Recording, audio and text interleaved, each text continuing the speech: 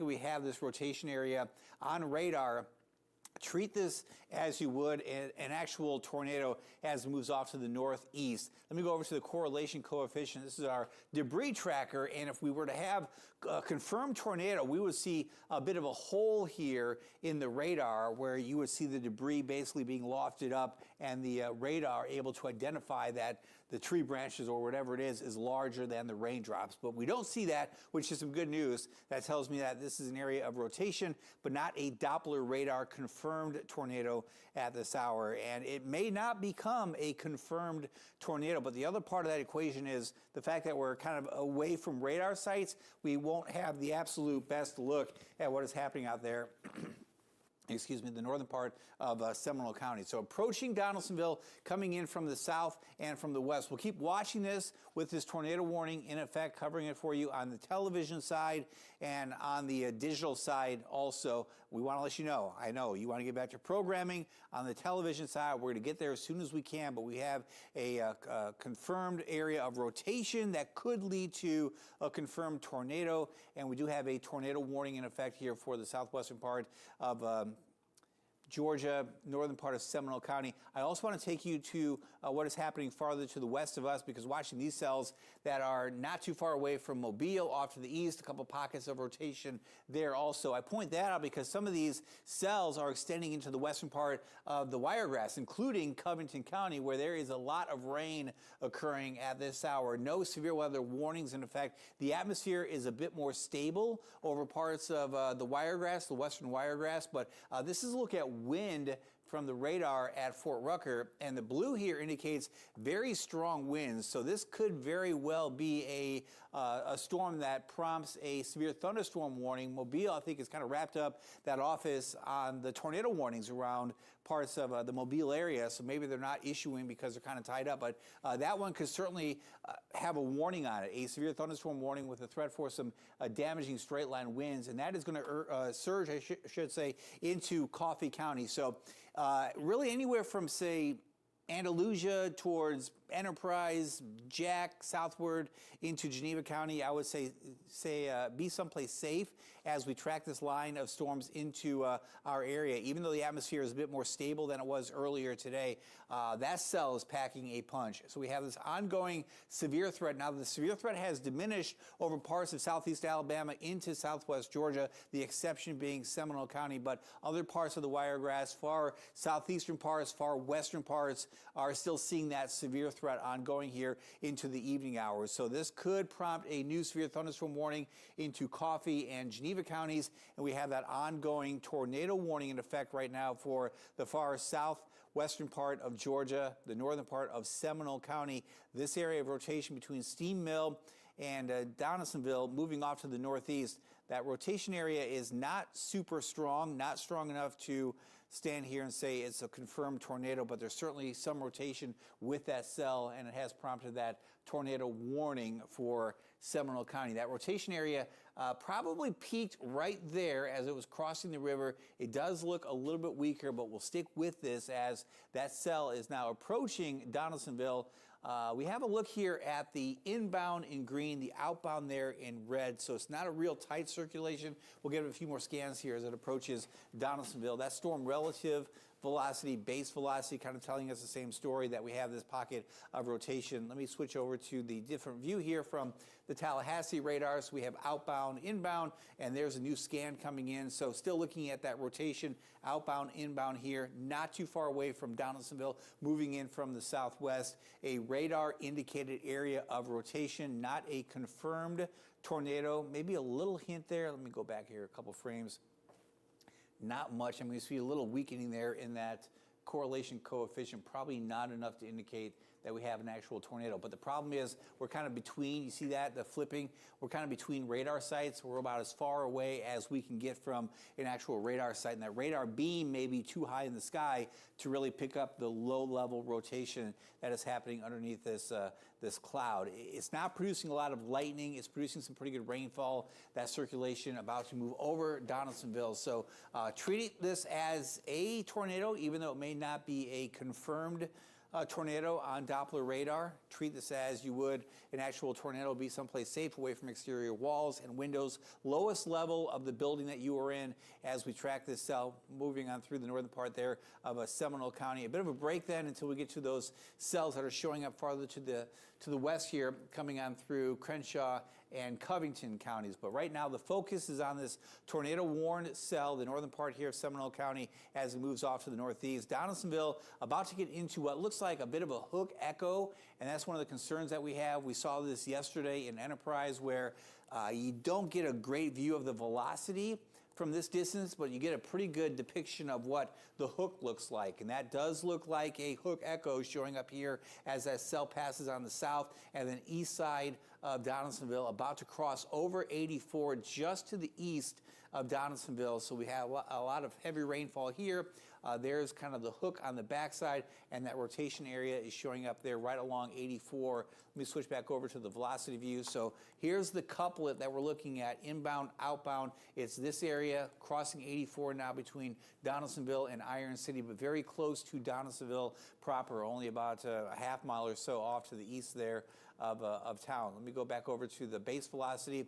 Same thing, looking at that pocket of rotation, not real strong gate to gate or pixel to pixel shear, but there's certainly rotation in the atmosphere. And again, given this tropical atmosphere, it behaves a little bit differently than, say, a typical springtime atmosphere. This tropical atmosphere has very, very low cloud bases, and it has rotation that can be below the radar beam. So as we just kind of break down this depiction on the reflectivity with that hook echo in place, we have a tornado warning, we have a pocket of rotation. This could very well drop a tornado, a funnel cloud down to the ground, start picking up some debris, doing some damage, and maybe hurting people. And that's why we're on the air covering this.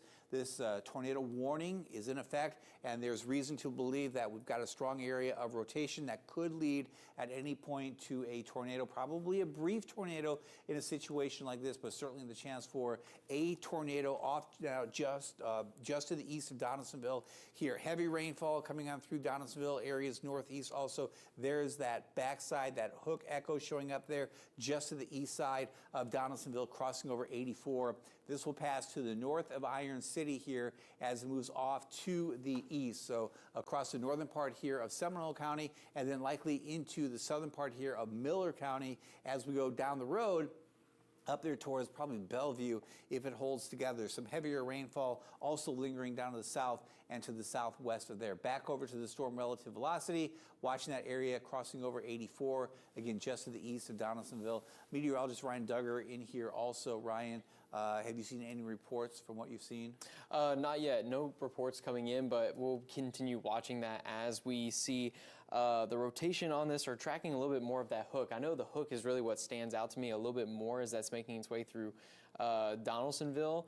And as I switch between the storm relative velocity, again, we see where those inbound, outbound winds are coming together. No storm reports out of there just yet, but of course we got a whole team standing behind us in order to learn of any more recent storm reports coming out. But David, the biggest thing that to mention is how, we haven't had to really see really great velocity couplets come together for today, and you don't really need that for this time, because typically, when you were kind of explaining it to me, when you have really low cloud bases, a lot of moisture at the surface, it doesn't take much for these clouds to drop really brief spin-ups, and I believe that's kind of what we're seeing right here. Looks like they have made another warning for another cell making its way from Jackson County into Seminole County, following that rotation in parts of Greenwood now. And so that's another one that we're going to be having to watch out for. And David, I'll also keep an eye on some of the how the storms are behaving in the western part of our areas. Yeah, so the southeastern part here of the Wiregrass still in that tornado watch until 10 p.m. Central Time this evening. So we have kind of a line here where we're finally tapping into that shear that's been around pretty much all day long. Now seeing some pockets of rotation that are tightening. We did see this earlier. I will mention areas north of Eufaula. There was a brief spin up, a brief signature of debris on the Doppler radar also. This one has some spin to it and a little bit of a hook to it. This cell is worth watching also in Seminole County, and then the original cell that prompted the first warning there off to the east of Donaldsonville. So we have in a line here 1, 2, 3 storms, and really all of these are showing some signs of rotating. So a pocket of rotation here, a pocket of rotation right here, and then a pocket right here now to the north and northeast of 84. If I back this up just a few frames, you can actually see the rotation pockets here, 1, 2, and then number 3. Actually, there's been 4 because the original one was right there that came on through Donaldsonville unwarned, and then that's the one that prompted the warning. There's another one, a little spin there, a little spin to the south, a little spin right here. So really a lot happening in the atmosphere, and you can see it here as you look at the reflectivity, the typical radar view that we see so often, just a little bit of a hook showing up here, a little bit of a hook showing up here, and a little bit of a hook showing up here. So while the severe weather threat is diminishing for a good chunk of southeast Alabama, for now into most of southwest Georgia, the far southwest corner of the state is dealing with this greater instability and the greater spin that we have in the atmosphere right now. Rain-cooled areas north are in the 70s, lower 70s overall, but areas to the south here still in the 80s, excuse me, lower to middle 80s. It's been a warm and humid day. So we've got that spin kind of unveiling itself in the atmosphere in the form of these tornado warnings that are moving on through parts of Jackson County and Seminole County, and then up here into Miller County. So 3 different counties under tornado warnings right now. Jackson County with this cell off to the southwest of Steam Mill, north of Grand Ridge. This cell is worth watching also in Seminole County, and then this cell now moving from Seminole into Miller County. So 3 different areas of rotation showing up here on Doppler radar. Any of these, because we're kind of far away from the radar sites, both of the sites, all of these really could produce brief tornadoes, and it wouldn't show up much more than what it is right now on Doppler radar. So we look at the reflectivity, we look at the velocity, we look at the motion of these storms, and we kind of pinpoint, you know, what's happening and where it's going. And if you live in these areas here in the path of any of these cells, I would say be someplace safe. So there's one rotation pocket right here off to the east of Donaldsonville. There's one to the south there of Donaldsonville, a little enhancement there with the green, and then that other area that's down there into Jackson County. So all of these areas have the potential to continue rotating, to put down a brief tornado. Treat all of these like potential tornadoes, and as we get deeper into the evening hours and it gets darker and darker and harder to see, you really want to be someplace indoors and safe. A lot of rainfall from that cell. Again, a little bit of a hook showing up. There's the original cell that prompted that warning, now moving up into the southern part of Miller County, and then back there into Jackson County. Also watching this cell right here with a tornado warning on it from that pocket of rotation, which is pretty significant. I mean, all of these are pretty significant. You see the brighter colors of green. This one probably the strongest one right now. We can bounce between different radar sites. So there's a look using Tallahassee. There's a look using Eglin. Can we see it? Yep, right there. And then Fort Rucker. So all 3 of those distant radars show us rotation in the atmosphere. This one has the potential, probably the best potential, to put down a brief tornado. But again, we're kind of far away from the radar sites, so we don't have the best view. Any of these could. This one certainly has some rotation to it, even though that one did not have a warning specifically issued for it. And then the one up here does look a little bit weaker here as that cell now moves into the southern part of Miller County. That cell looks a little bit weaker. Was stronger when it was off to the southwest of Donaldsonville. Does look a little bit weaker right now. Kind of a messy looking view at the radar with that cell. The strongest cell that we have, the strongest rotation, is certainly showing up there in Jackson County. Let me go big view here because we've got another cell probably looks like right around Marianna. Let me go back over to the reflectivity.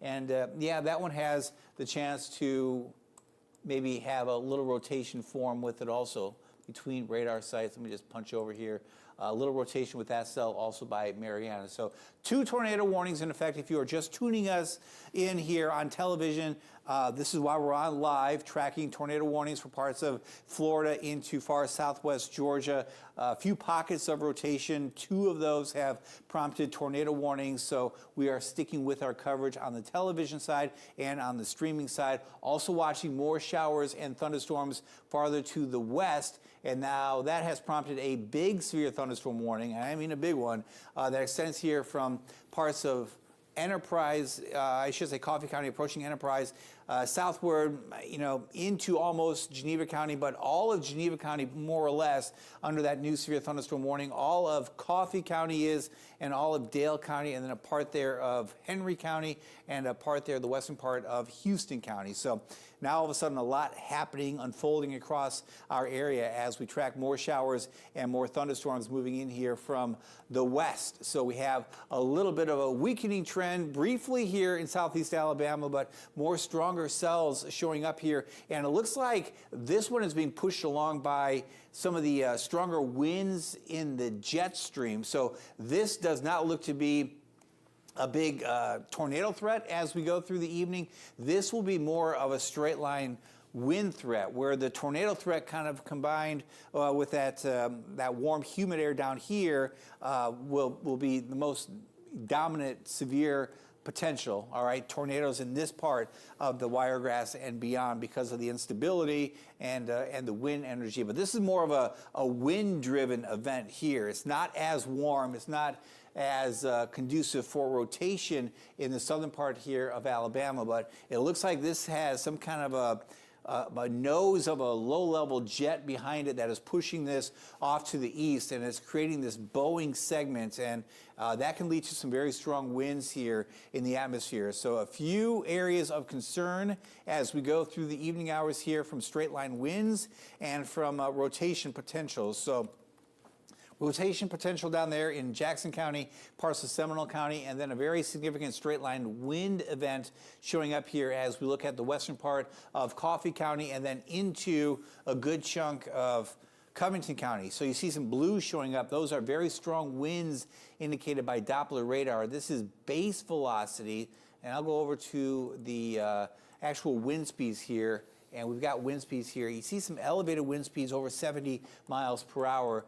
Not saying that's exactly happening, but along the leading edge here, I'm talking Elba, north and south of there, we do probably have winds gusting in excess of 50 miles per hour, and that is certainly a threat. So you see a 51 there, a 49, a 57, probably 50, maybe 60 miles per hour potential in that line. That's why we have that severe thunderstorm warning in effect for the fact that this line is kind of bowing out a little bit, coming out through the northwestern part of Coffee County. So a lot happening. Again, the tornado threat here looks very, very low. This looks to be more of a straight line wind threat, straight line winds with that line bowing out, and then that ongoing tornado threat here over parts of Jackson County into the southeastern part, or I should say the southern part of Miller County, and then the northern part of Seminole County. Ryan, all of a sudden a lot happening, a lot to unpack here as we watch this severe threat evolve. It's been kind of quiet. Now it's looking a bit more active.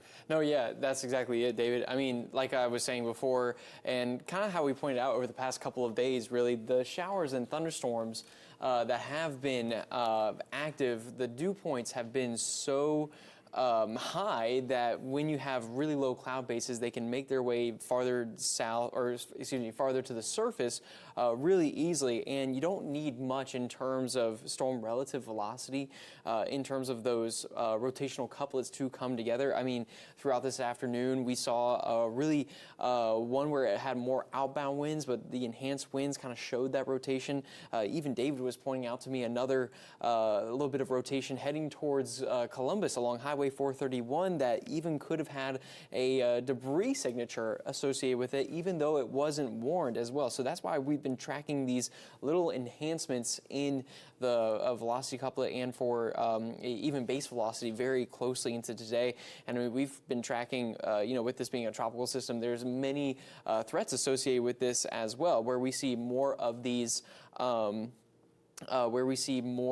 the flooding risk, where there's just a ton of rain all at once as well, and also the chance for spin-ups like this because you have a low-level jet enhancement and some good shear in the atmosphere. But over the past several minutes, I've been trying to see if we can see any of those outbound winds. That's where you see more of those reds coming together with the green. This is really where that first warning kind of hit, and you can kind of see where a little bit more of that was coming together. But as we go forward in time, that has just kind of fallen apart a little bit. So they're likely, they're likely going to, I know with the National Weather Service in Tallahassee, they like to keep these warnings up for a while, even as the main parts of the storm have continued making their way up. But I will say this cell still has a little bit of that hook formation, and so we got to watch that pretty closely, because when you have that, maybe not the best in terms of returns for storm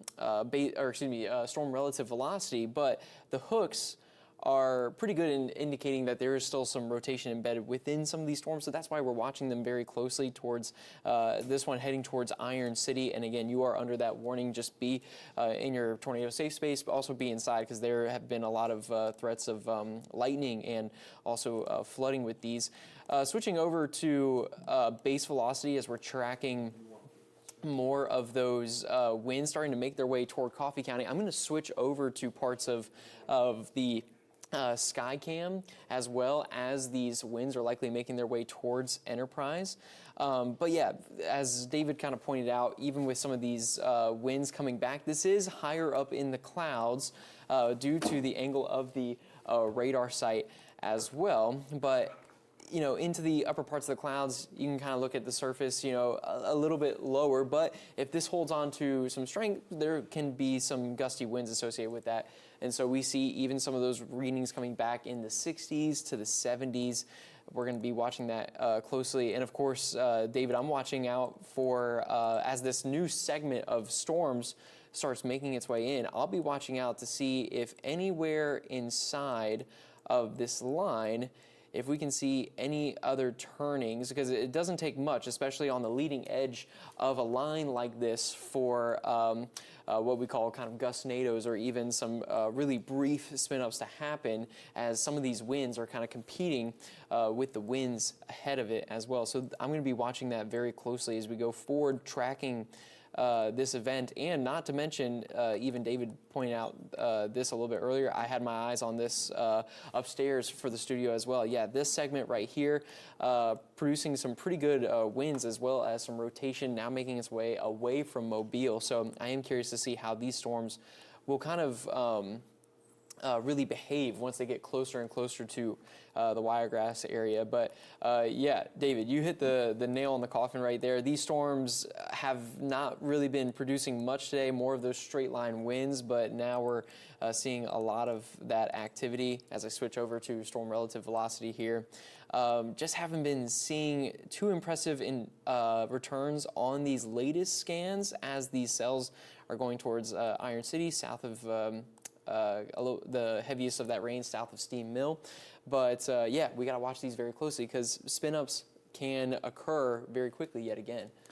Yeah, the atmosphere for the southeastern part of the area is still primed for rotation. What we're watching with the line coming in from the west here is more of a straight line wind threat. So very strong winds here. You can kind of make out a bit of a bowing segment. You see that right there, a little bit of a curl here to the north, and then it comes down to the south and then kind of curves down to the southwest. So this is kind of the apex of the bow coming on through Victoria now. The northern part of Coffee County, this will produce a lot of tree damage, all right? Tree branches, trees, entire trees can be uprooted.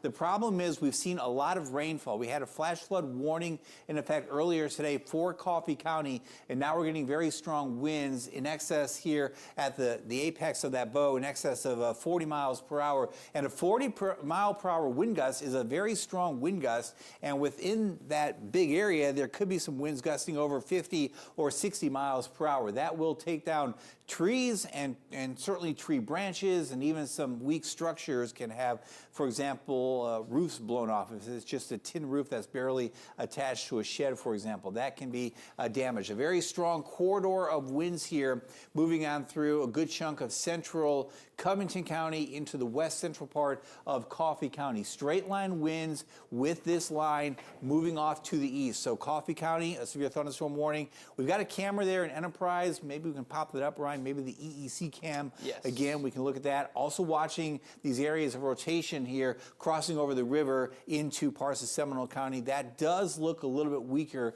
that rotation area. There's a look at that line of storms coming on through Coffee County. That is from the Enterprise Electronics Corporation right here, and it's looking off to the west. So we're looking at that line of storms coming on through, prompting that severe thunderstorm warning. You know, sometimes we have severe thunderstorm warnings, and they don't really mean much because the winds are 30, 40 miles per hour. This is a severe thunderstorm warning that actually has some really strong winds with it. So winds could certainly be over 60 miles per hour. I mean, let's face it, not every single severe thunderstorm warning is created equally. And this one is packing a punch as we have that line of storms kind of just bowing out here and moving in very quickly. This is a more stable atmosphere over southeast Alabama. So a lot of the storms have kind of gone away.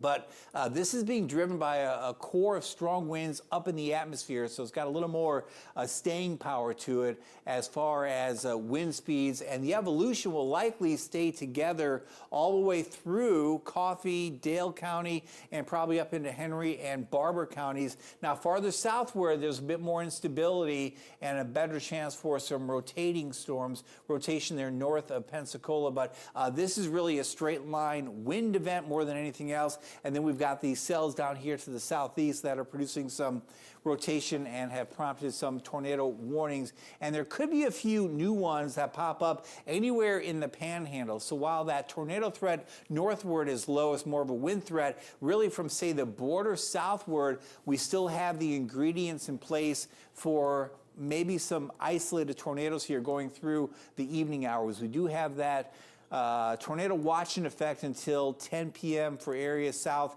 and southeast. Let me switch back over to the big view here with the satellite radar to kind of show you those areas. So a lot of this has been kind of pared back a little bit, but the area south here and east still in that tornado watch.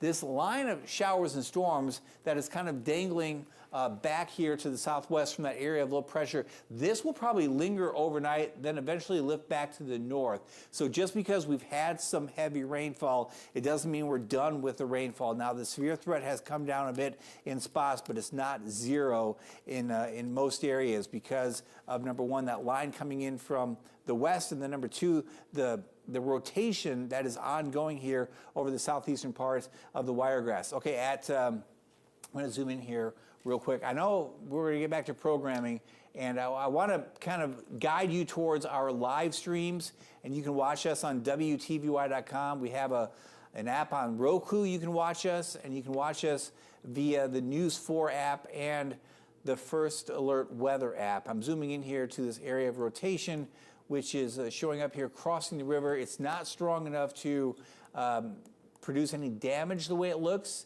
Storm relative, and I'm just kind of flipping back and forth here. So we will keep watching these areas of rotation here. One right here in Seminole County, another one right here that's fairly weak. We'll keep watching these, keep streaming.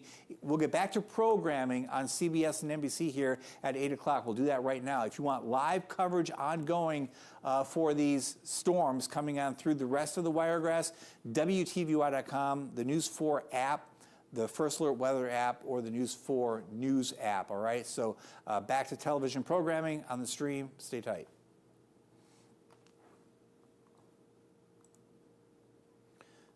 Okay, streaming only now. We're going to go back up here to what we're watching unfolding here in Coffee County and then into Covington County. Guys in the back, we'll go back onto the television side if we need to, and we might need to. We'll keep watching these cells as they come on through Enterprise and Victoria, and if we see any significant damage unfolding, we'll get back on the TV side. I know it's a big night. Yeah. It's, covering up network programming. Some people get kind of irritated about it. Ryan, go ahead. Also, yeah, guys, in the back, see if y'all can take Enterprise, the Rawls sky cam. I'm looking west, and those storms are just looking dark as those winds are making their way in as well. So that camera's right there. So we're looking up into this area here towards New Brockton. A bit of a notch, but again, this isn't really a good tornado setup. This is more of a straight line wind setup, and a lot of rainfall too. And it's rain coming on the heels of a bunch of rain earlier. So it's not a great situation because the ground is so wet now. We were so dry for so long, and now all of a sudden we're just so wet. Elba, a lot of rainfall coming on through. New Brockton is about to move in. Goodman, very heavy rainfall. A lot of dark red showing up here. And then northward up there towards Victoria, some really heavy rainfall. That will move towards Ozark.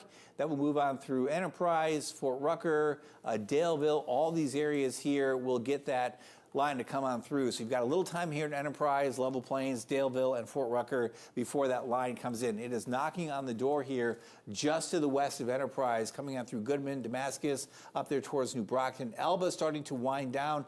Opp still in the very, very heavy rainfall. And what's interesting is areas south there will see persistent rainfall for well over an hour. I mean, this is an hour animation, and we're still in basically moderate to heavy rainfall.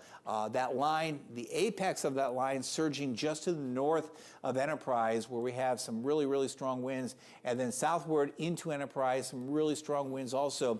We've got a lot of blue showing up here, and this is within that area of rain. So there's reflectivity right there, and then here is a look at the winds. So, for example, Opp, in the rain and in the very strong winds. So we've got a good look at the wind field here because what we're measuring are the raindrops and the speed of the raindrops either towards or away from the radar site. And in this case, it's blowing pretty much right towards the radar site. So when we see these wind speeds in excess of 60 miles per hour, we probably have 60, maybe 65 mile per hour winds reaching the surface here over parts of Covington and Coffee counties. Again, I'll mention it that not every single severe thunderstorm warning is created equally. We see a lot around here where they're maybe not justified for 60 mile per hour winds. This one is justified for 60 mile per hour winds. This is a different kind of a warning here. It's still the same old severe thunderstorm warning, but this one really, this storm has some really strong winds behind it. Moving very quickly to the east. So coming on through Coffee County, it'll come on through Henry County, it'll come on through the northern part of Geneva County, and then probably up in here into the southern part of Barber County. So a lot of different areas will be impacted by that line of storms. Also watching this cell still here into parts of Seminole County, a little dangly feature there off to the southeast of Steam Mill. I'll pop the velocity up on there, and it doesn't look real strong, but I'll mention again, we're kind of away from the radar site, so there may be just enough rotation there for that funnel cloud to be reaching towards the ground.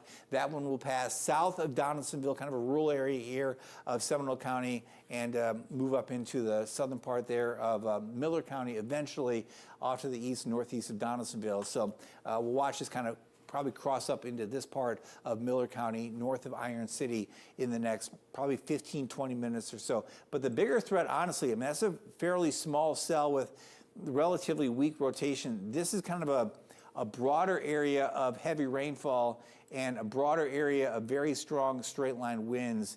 And it looks like this will probably make its way all the way through Coffee County and Dale County without slowing down much. Straight look here at these winds. When that radar beam comes right into this area, these winds are basically moving from west to east, and that radar beam is going right into that wind field. So we have a very good look at the wind speeds here across a good chunk of central and northern Coffee County. Ryan, that is really bowing out, and it's coming together pretty quickly. The Enterprise camera, can you pop that up again? Yeah. And what are you seeing on that? Yeah, I mean, when you are looking at the Rawls, I mean, now the city is really coming into where a lot of that rain is. Let me go ahead and switch to the EEC camera. Yeah, how does that look? And yeah, we are seeing a lot of flip lightning. those around if you can, guys. Yeah, we're seeing a lot of lightning with that storm coming through. As we really see the structure of that Boeing segment, if we take a little further to the north, we can already see where parts of the Enterprise area are likely already in that storm, while areas farther to the south are still waiting on that rain to arrive. I think they're going to flip it up. There it is. Yeah. So. And yeah, That's the EEC cam. Now, we might lose the coloring. Sometimes that happens at night. But that's looking, so there's a look at the circle. So that's looking basically westward along the circle. We're kind of looking to the west-southwest now as that line moves in. Now, pan that to the right a little bit, Ryan. How does that look? Yeah, you kind of make out that heavier rainfall in the distance.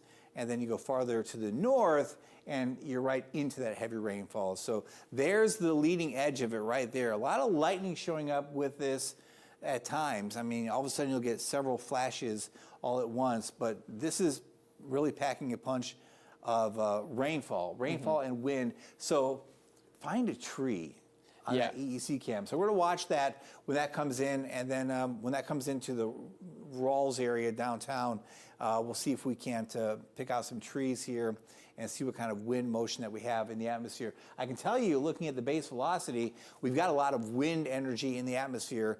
That's a pretty good spot there. We'll let that kind of just come in here and punch back over to the Rawls and see what that one looks like here as we track that line into Coffee County and into the Enterprise area. So there's a look downtown, dark skies, a lot of rainfall coming on through again. That's been one of the hot spots, honestly, over the past couple days, right on through Enterprise. Of course, we had that tornado yesterday in the area just west-southwest of downtown, and it came on through at least the inside southwest part of the circle before it kind of lifted up there. This is not a tornado threat scenario. This is more of a straight line wind threat scenario moving on through Coffee County. So flip those around, guys, if you can. We'll go back to full screen here on graphics, and you can pop up that Rawls cam in the corner. There's a look at the leading edge of the wind coming on through now Dale County and then into Coffee County. Reflectivity shows that kind of nosing into the northwestern side here of Dale County here, off to the northwest of Ozark, and then coming on through Enterprise. If you guys can pop up that camera, and then Ryan, switch that over to the Daleville, Ozark camera. Ozark, Dale County, yeah, there you go. So Ozark, Dale County Courthouse, and we're going to watch that kind of come in here from the west. I know we're losing our daylight, but there's a dark area in the sky approaching Ozark, and it's got a lot of rain with it as it moves in. Rain and gusty winds, and we'll keep checking with that EEC cam too as we track that line into the Enterprise area. A lot of heavy rainfall moving on through Enterprise. All right, how about that EEC cam? What do you have there? Let's see if we can find some of those winds, if they are coming through. Not Almost too much on there. those. Yeah, almost there. A little bit of disruption. I will say, David, earlier when that first line came through Dothan, it really took until the rain hit for those really powerful winds to hit as well. So we might need to see that yellow and red cross in before we see that. So that camera's right here.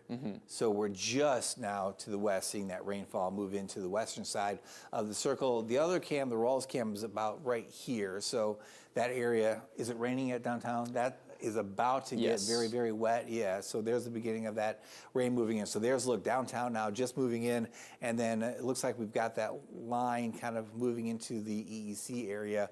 Also, are those winds picking up a little bit? Maybe a tiny bit. Yeah. I'm seeing the rain on the lights over here, so it's starting to rain a little bit. Heavy rainfall, too. This is kind of that blinding rain. You see some dark red showing up here on the west side of Enterprise. So that is some torrential rainfall moving on through. That rainfall rate significant, ponding on the roadways, and just general flooding. As I mentioned earlier, we had a flash flood warning earlier for Coffee County. Now you tack on an additional inch and a half of rain here over a very short period of time, and that can just make the flooding situation even worse. So maybe you had some water that came up, now went down, now it's coming back up. So just be careful there with the flood situation, the flooding threat moving on through Enterprise and really the rest of Coffee County. There's a look at the trees starting to blow a little bit, not real bad the way it looks. Yeah. The core of those winds are about to move in, so looks like that core is just west-northwest of Enterprise. A lot of wind energy, and this pocket is interesting because it's been kind of progressing through the Wiregrass. Sometimes you get this blue to show up and you only see it at the fringe of the radar because you're shooting so high in the sky. This looks to be just a corridor of winds, like a I'll think of it like a dart, basically, like a dart of really strong winds in the atmosphere that came on through the central part of Covington County and then a good chunk there of Coffee County. I'm going to go back over to a different radar product I have up, and I'm going to look for storm reports to see if we have any storm reports showing up. So here's a report here. Police scanner reported a tree down on County Road 102. That is in Coffee County. What else do we have here? Flash flood warning, special weather statement. Yeah, so we've got at least one report of a tree down.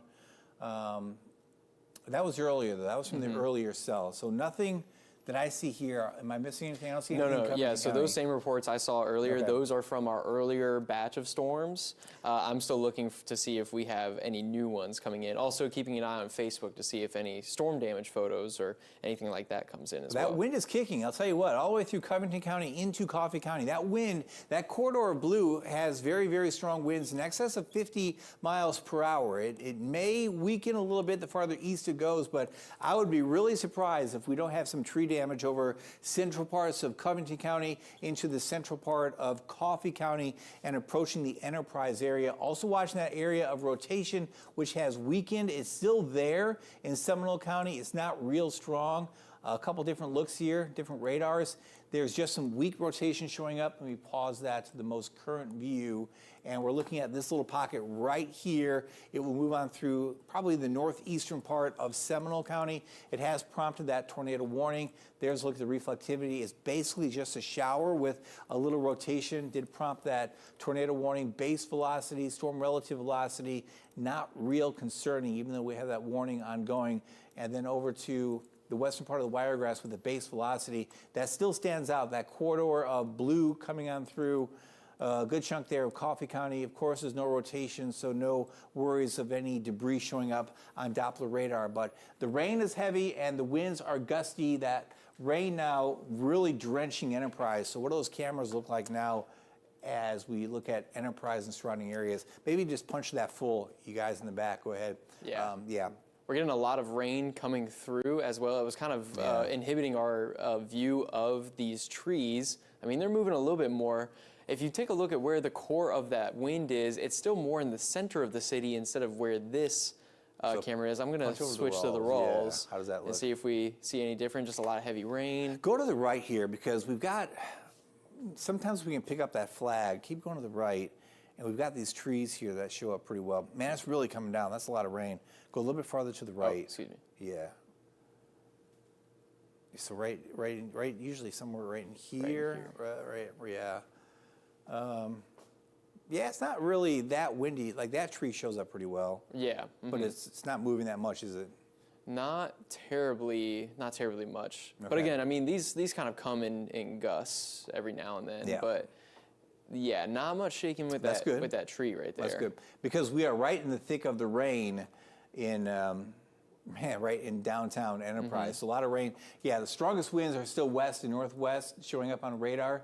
I'm just curious to know if any of you are watching from the op area between op and Enterprise.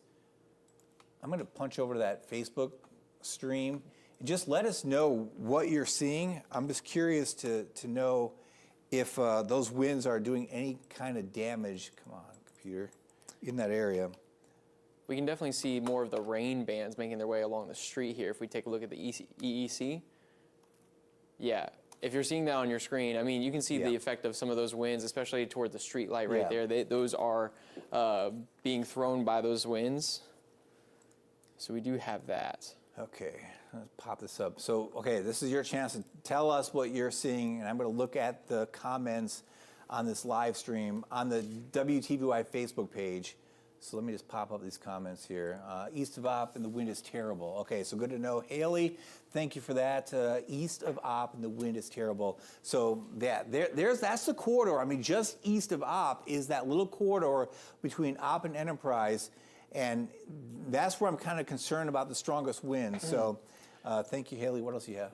Also, I just wanted to say that they have let that tornado warning expire in Seminole County. Yep. I'm not seeing any good rotation with that, but I'll keep my eyes on any developments farther east. Yeah, no tornado threat in Enterprise. Saw that comment. Let's see, Julie, Fairview community between Opp and Enterprise has a lot of wind and rain. A lot of wind and rain, yes. Donaldsonville, you're okay there. Jackie, looking better as we track that cell. Ryan's keeping his eyes on that cell there. That tornado warning has been allowed to expire. So the strongest winds, the worst weather that we're looking at is coming on through the area between Opp and Enterprise. Jennifer saying heavy rain and thunder in Enterprise. Megan saying strong winds north of Enterprise. That's exactly the kind of comments that we love to hear because we can look at it on Doppler radar and with the live cams, but you reporting to us so we can share what you're seeing, that's perfect. So Opp looking at some improvement here in the next couple of minutes, but that corridor of blue especially, that's the strongest wind in the atmosphere between Opp and Enterprise, and it's moving to the east. This is base velocity, and that shows us really the pure winds in the atmosphere. Heavy rain and thunder in Coffee Springs. Fort Rucker, Rachel, is coming. Dothan, Milton, watch out as we watch this general area of rain move off to the east. Let me go back over to my weather graphics. Thank you very much, all of you, for letting us know what you're seeing there. But there's Opp, and there's a look towards Goodman and Kinston, and then over towards Enterprise. Very, very heavy rain and very, very gusty winds showing up there. There's a look at rain. So if you are watching us from the Dothan area, for example, that rain is coming back in. The northern part of Geneva County, very wet, but the strongest winds are in this corridor right here, and that will spread into the Enterprise area, probably an increase in the wind speeds, and then into really most of Dale County, and then probably into Henry County before it's all said and done.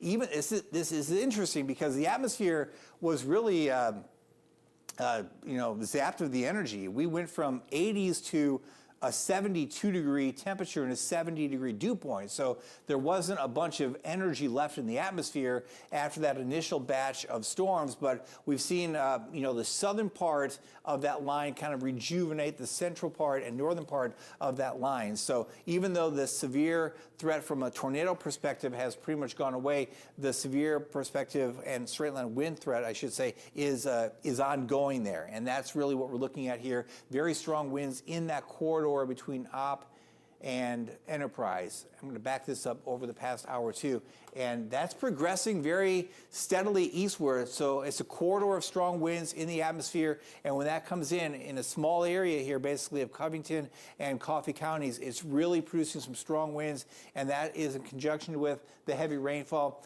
And there's a lot of lightning. See all the lightning strikes in that area of blue too? Absolutely, yeah. And I'm also going to have Ozark Skycam up too as those winds and that rain is coming through. We'll How see does that look? We're not seeing too much in terms of wind, but I'm keeping an eye on the trees here. Yeah. Streetlights are seeing the almost like not necessarily sideways rain. It just looks like that on camera. But if we do see a strengthening here, we'll be able to see that very closely in downtown Ozark. Punch over to, let's see, downtown Enterprise real quick to the walls, because we've got some of that blue showing up here.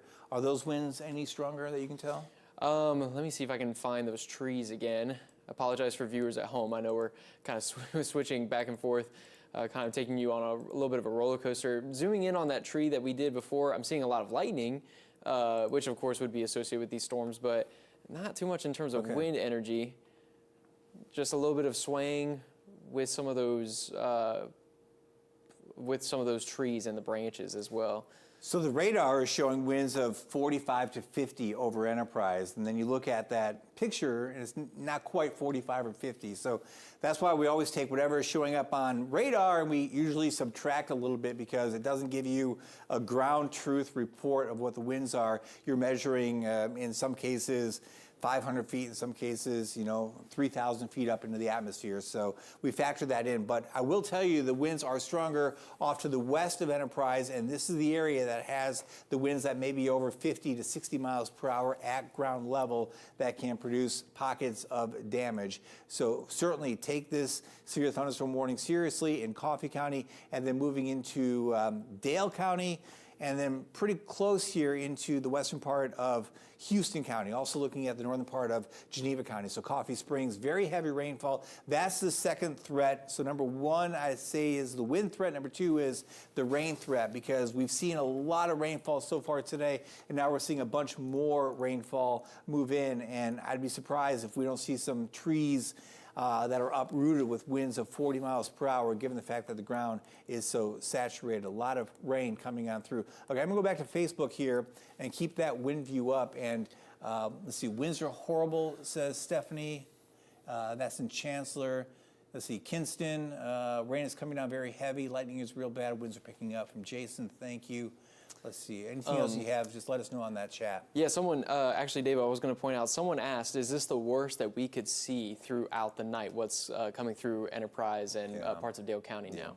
Yeah, this is, as we go through the overnight, we're going to see more of just scattered showers and thunderstorms. This is honestly a little surprising to see such wind in the wake of that earlier convection. If I go back here 3 hours, and let me animate this. We had that initial batch come on through, and then the atmosphere began to stabilize, and then this kind of just was a line that was kind of sagging southward that developed into a bowing segment. So David, let's go to Ozark right now. Okay, We've got some really strong winds. Pull that sky cam in full, guys, so y'all can see a little bit more of those winds. All right.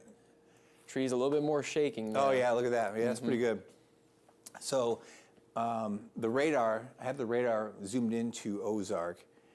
Yeah, and that's pretty good. So you're down kind of sheltered between different buildings, and you see that wind blowing pretty good. Go up the street here, and how does it look as we get to some of the other trees that are maybe a little higher and a little more exposed? Let's see. Yeah, hard to see, I guess. Kind of hard to see. I'm going to go back toward the church here because we can get a little bit more of a spotlight on some of those. Okay, yeah, good. Yeah, pretty good. Yeah, I mean, look at the rain blowing in that wind. Yeah. Yeah, it's coming down pretty good. How does that look on radar? Okay. They've definitely had some more of those higher winds making their way towards Ozark, or so really this just touching the city. Yeah, this makes, well, that's 50, so 40 to 50, 43. Those are probably 40 plus mile per hour gusts coming on through Ozark right now. Yeah, those winds are blowing pretty good. And that kind of makes me think that pocket is still really, really strong between Opp and Enterprise. I mean, it's still in that general area of Coffee County, and that coincides also with a bunch of rain still in that part of Coffee County. So very, very gusty winds here, really for a good chunk now of central and southern Coffee County, and then into Dale County there. That's a look in Ozark at that rain coming on through and the gusty winds. It's been relentless today, Ryan. No, it really. This evening especially. No, right, yeah. I mean, kind of like you said, a little surprising that we're getting more of this now. But the good news is we should be seeing a little bit more of a stable atmosphere in place, and that really does help with the intensity of these storms. But I have been looking very closely at really our storm relative velocity, see if we could see anything in terms of rotation, especially with this line bowing out. But it's a little bit more disorganized. Even as you look at it right there, David, it's really organized. Sometimes you can get those little hooks in the leading edge.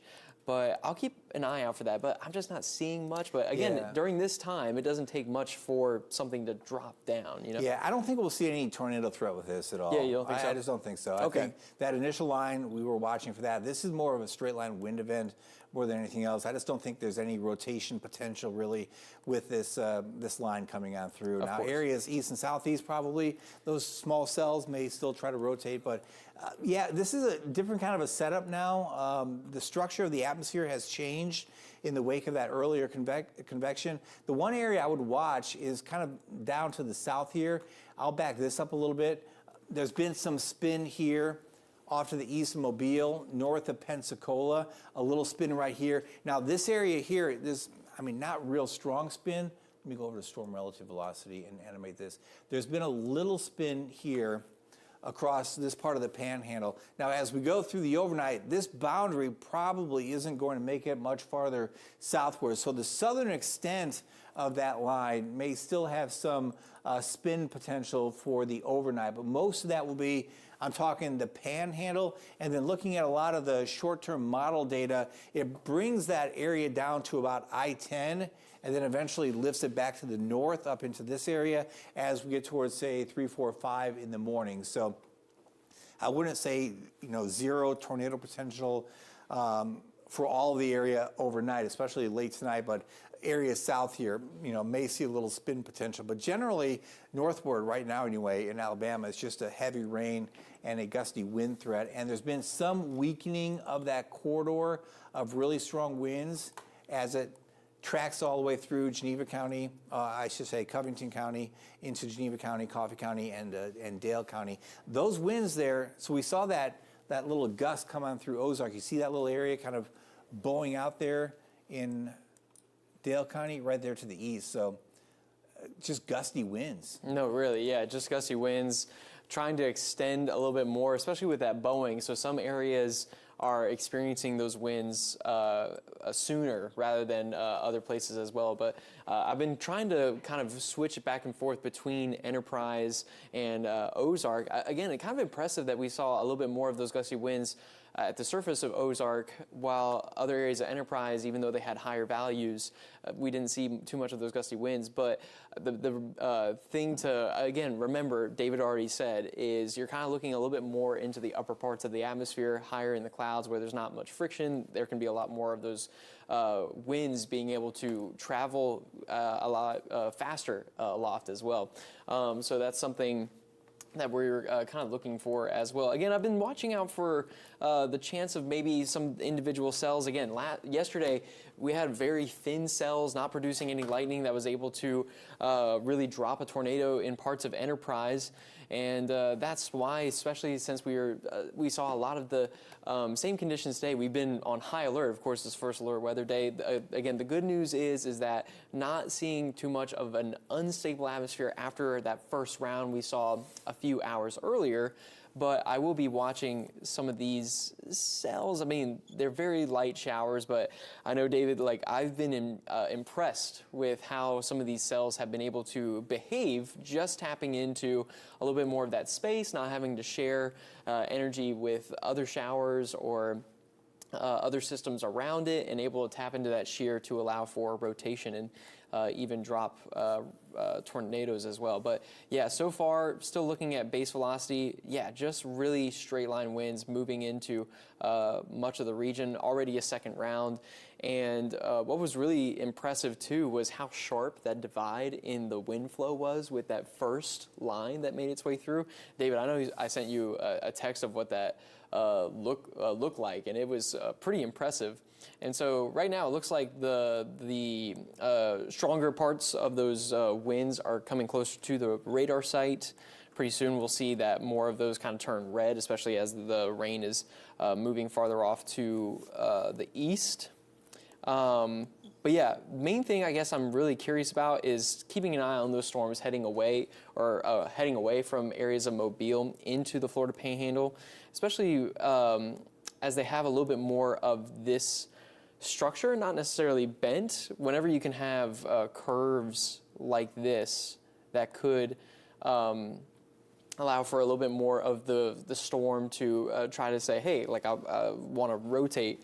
So I'm curious to see how that's going to behave as we go forward. But of course, as the night wears on, we're still losing more and more of that instability that we gained throughout the day. Dave, do you have any new thoughts? I know I'm also keeping an eye on any storm reports that may be coming in, and I'll keep you updated with what people are saying on Facebook as well. Yeah, the wind threat is diminishing here from this corridor of very strong winds that we've seen come on through Covington and Coffee County. So there's been some decrease in the wind speeds, and what we've been measuring hasn't all been reaching the ground. So we've been measuring, say, 50, 60 mile per hour winds. We're not seeing that full wind speed reach ground levels. So that is some good news. That said, still some very gusty winds are coming down into the lower part of the atmosphere. I'm going to back this up 3 hours and kind of take you back to what happened, where this came from. And we had a line of storms here that was basically west-southwest to east-northeast, kind of just dropping its way southward. This was at, 5:45 or so, when it was still pretty warm and pretty humid in that part of Alabama and into Mississippi. Now, that line kind of began to bow out as it got farther to the east. Let me back this up just a little bit. Right through there, crossed I-65, then began that bowing. So, and there's a little spin. You don't see it here, but you see it right there. We call that a mesoscale convective vortex, this spin in the atmosphere. So these MCVs form from clusters of storms, just the Coriolis effect and this natural spin to the Earth. And that's what helped to produce that Boeing segment that came on through Coffee County and then into Dale County. And that was driven mainly, in large part anyway, from that earlier convection. So this really deep convection helped to produce that MCV and the resulting batch of really strong winds in the atmosphere moving into, again, Covington, Coffee, and Dale counties. It's not all reaching the ground, that really strong wind, but some of it is. So that threat for localized damaging winds does continue, even though that corridor of strong winds has weakened a little bit. You kind of still see the progression from west to east into the heart of the Wiregrass. The wind speeds have come down up above, so the wind is not as gusty in Enterprise, but still a corridor of some stronger winds here south and southeast of Ops. So when you see that blue showing up, you're indicating winds of, say, 50 to 60 miles per hour.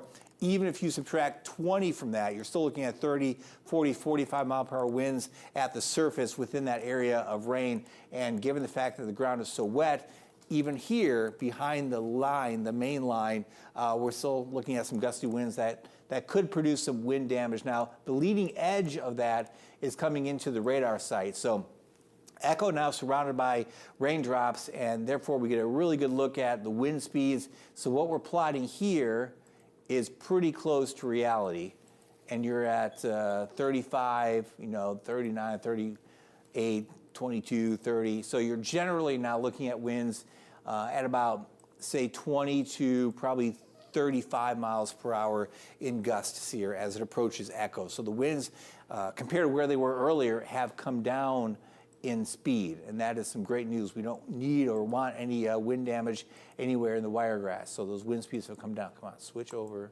Let me get off of this. Go here. It's not working, Ryan. There we go. Where's Simon? There we go. So we've got this ongoing severe thunderstorm warning in effect for parts of Coffee into Geneva, a little part there of Houston County, Dale, and Henry counties. That's a look at the velocity. So some improvement, basically, is what we're looking at here.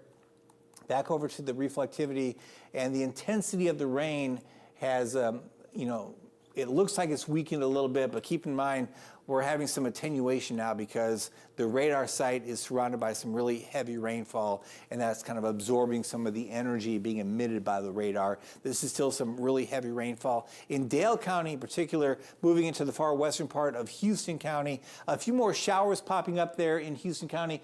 We've seen kind of the return of some of the more humid air that's been lingering in the Panhandle, pushing northward a little bit. And it's kind of that ebb and flow that's occurring in the atmosphere today. We began with a good flow wind from the south, and all the cells were moving to the northeast.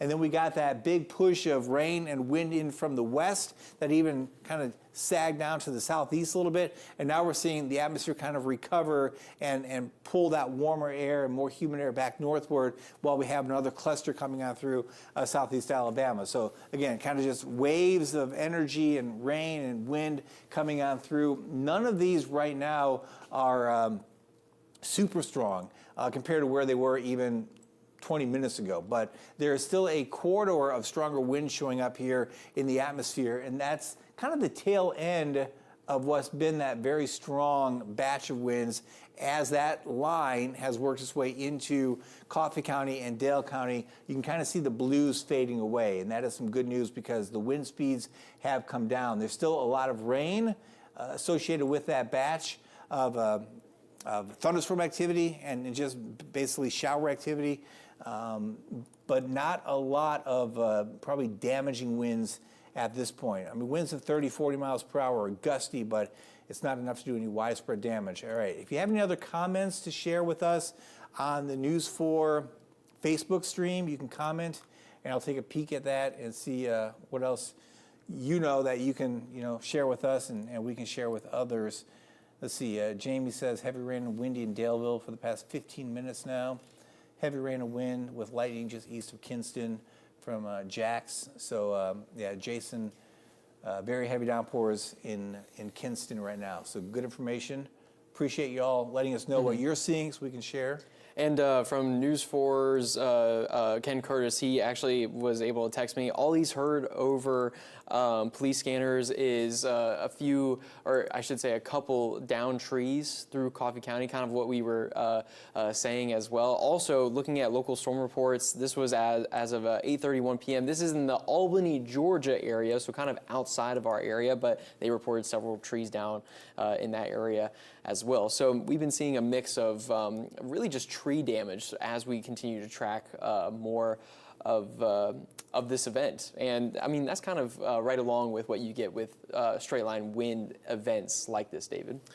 Yeah, trees, and the fact that the ground is so wet, I mean, it's pretty easy to get some tree damage in this kind of a situation. But thankfully, we haven't seen a ton of wind reports come in, and I've been looking, I don't see anything. I haven't seen a single report in Covington or Coffee counties of any wind or tree damage, which is really surprising with that kind of a corridor of wind that came on through. I'm surprised that we haven't seen any reports, because more than likely that was doing some sort of tree damage as it came on through. This ongoing severe thunderstorm warning will probably be allowed to expire. I'm thinking, let's see when that is expiring. 8:45 Central, so yeah, 8 more minutes. I don't see that being reissued. No reason, I don't think, to reissue that. We're kind of transitioning here from that freak Boeing segment to more or less just a rain event with some gusty winds. But for a moment there, when that came out through Covington and Coffee counties and then into Dale County, it was really packing a punch there, kind of bowing out. This will also now help to kind of restabilize the atmosphere over southeast Alabama. But again, that onshore flow and that really warm, humid air, I mean, it can just come back in so quickly because the Gulf is, right there. Basically in our backyard. So this is a very strong cluster of storms here coming on through Pensacola. This still has some southward progression to it, which is interesting to note because that may help to push the boundary a little farther southward into the far northern part of the Gulf. And as I mentioned, that ebb and flow, you get these to push south and then they kind of lift back to the north. So we had that push down to the south. Now this is lifting back to the north, and now it's pushing down to the south, and then it kind of comes back to the north, back behind this. So it's that kind of like a wave pattern, more or less. And the fact that this will push down to the coast and move eastward, that might stabilize us for much of the overnight period. And then by the time, as I mentioned earlier, we get that return flow, that lifting up, this might be what comes back in. So you see how this is dropping down to the south. This is actually moving back to the northeast. And if we go bigger view here, I'll kind of explain this with my drawing. So you've got this up like this, then you've got this dip down, then you have this little ridge here, and you have this little dip down here. So you've got this like wave pattern. So this little trough may work its way eastward for the overnight. And then as we get into tomorrow morning, some of this will kind of lift back up into our area. I wish I could easily switch over and show you some of the different computer model data. It's a little more difficult in this computer system. And the other issue that we have is a lot of the short-term models have done a really, really poor job in handling the evolution of this system. There are some convection-allowing models that we don't have in our weather system, but they're available through the various professional websites that we look at that have been handling this setup a little bit better. So if there was an easy way for me to show you that, unless you want to, Ryan, go over to the BAM and pull it up. Pull what up again? Pull up Weatherfront so I can so I can show. I want to show you a look at one of the models that's been doing a pretty good job and kind of explain how this might evolve as we go into tomorrow morning. Because the problem is we're not done with this as we go through tonight. We're not going to say, hey, rain chances fall off and we're done with this heavy rain. The problem is that moisture return comes back in tomorrow morning and midday, and then it eventually pushes southward as we go through late tomorrow. So Ryan will get that going, and we'll kind of show you something kind of behind the scenes here that we've done this on Weather Extra at least one time, but we're going to try to do more of it because it's a neat way to kind of show you more than what we can show you in the weather system that we have when it comes to model data in particular. So there's so much information out there that I can't show it to you in this particular system, but we're going to get there in just a few minutes. So a look at the Doppler radar here to kind of recap what we're seeing and where we've been. We began this with some tornado warnings over parts of Georgia and the Panhandle lifting to the northeast. Now those warnings are long gone, no worries there at all. And then we started to watch that line bowing into Covington County and pulling off to the east, which has transitioned now to a windy and very rainy scenario. Not real strong damaging winds. We haven't seen, if we didn't see the reports of damage with the corridor of really strong winds, we're probably not going to see it with what's left out there right now. But there's still some heavy rainfall, and I'll mention again that there's the chance for some strong winds that may produce damage at 40 miles per hour. Okay, you got it? Yeah, All right, I think all right, so. Let's walk over here. So we'll keep this casual, that's fine.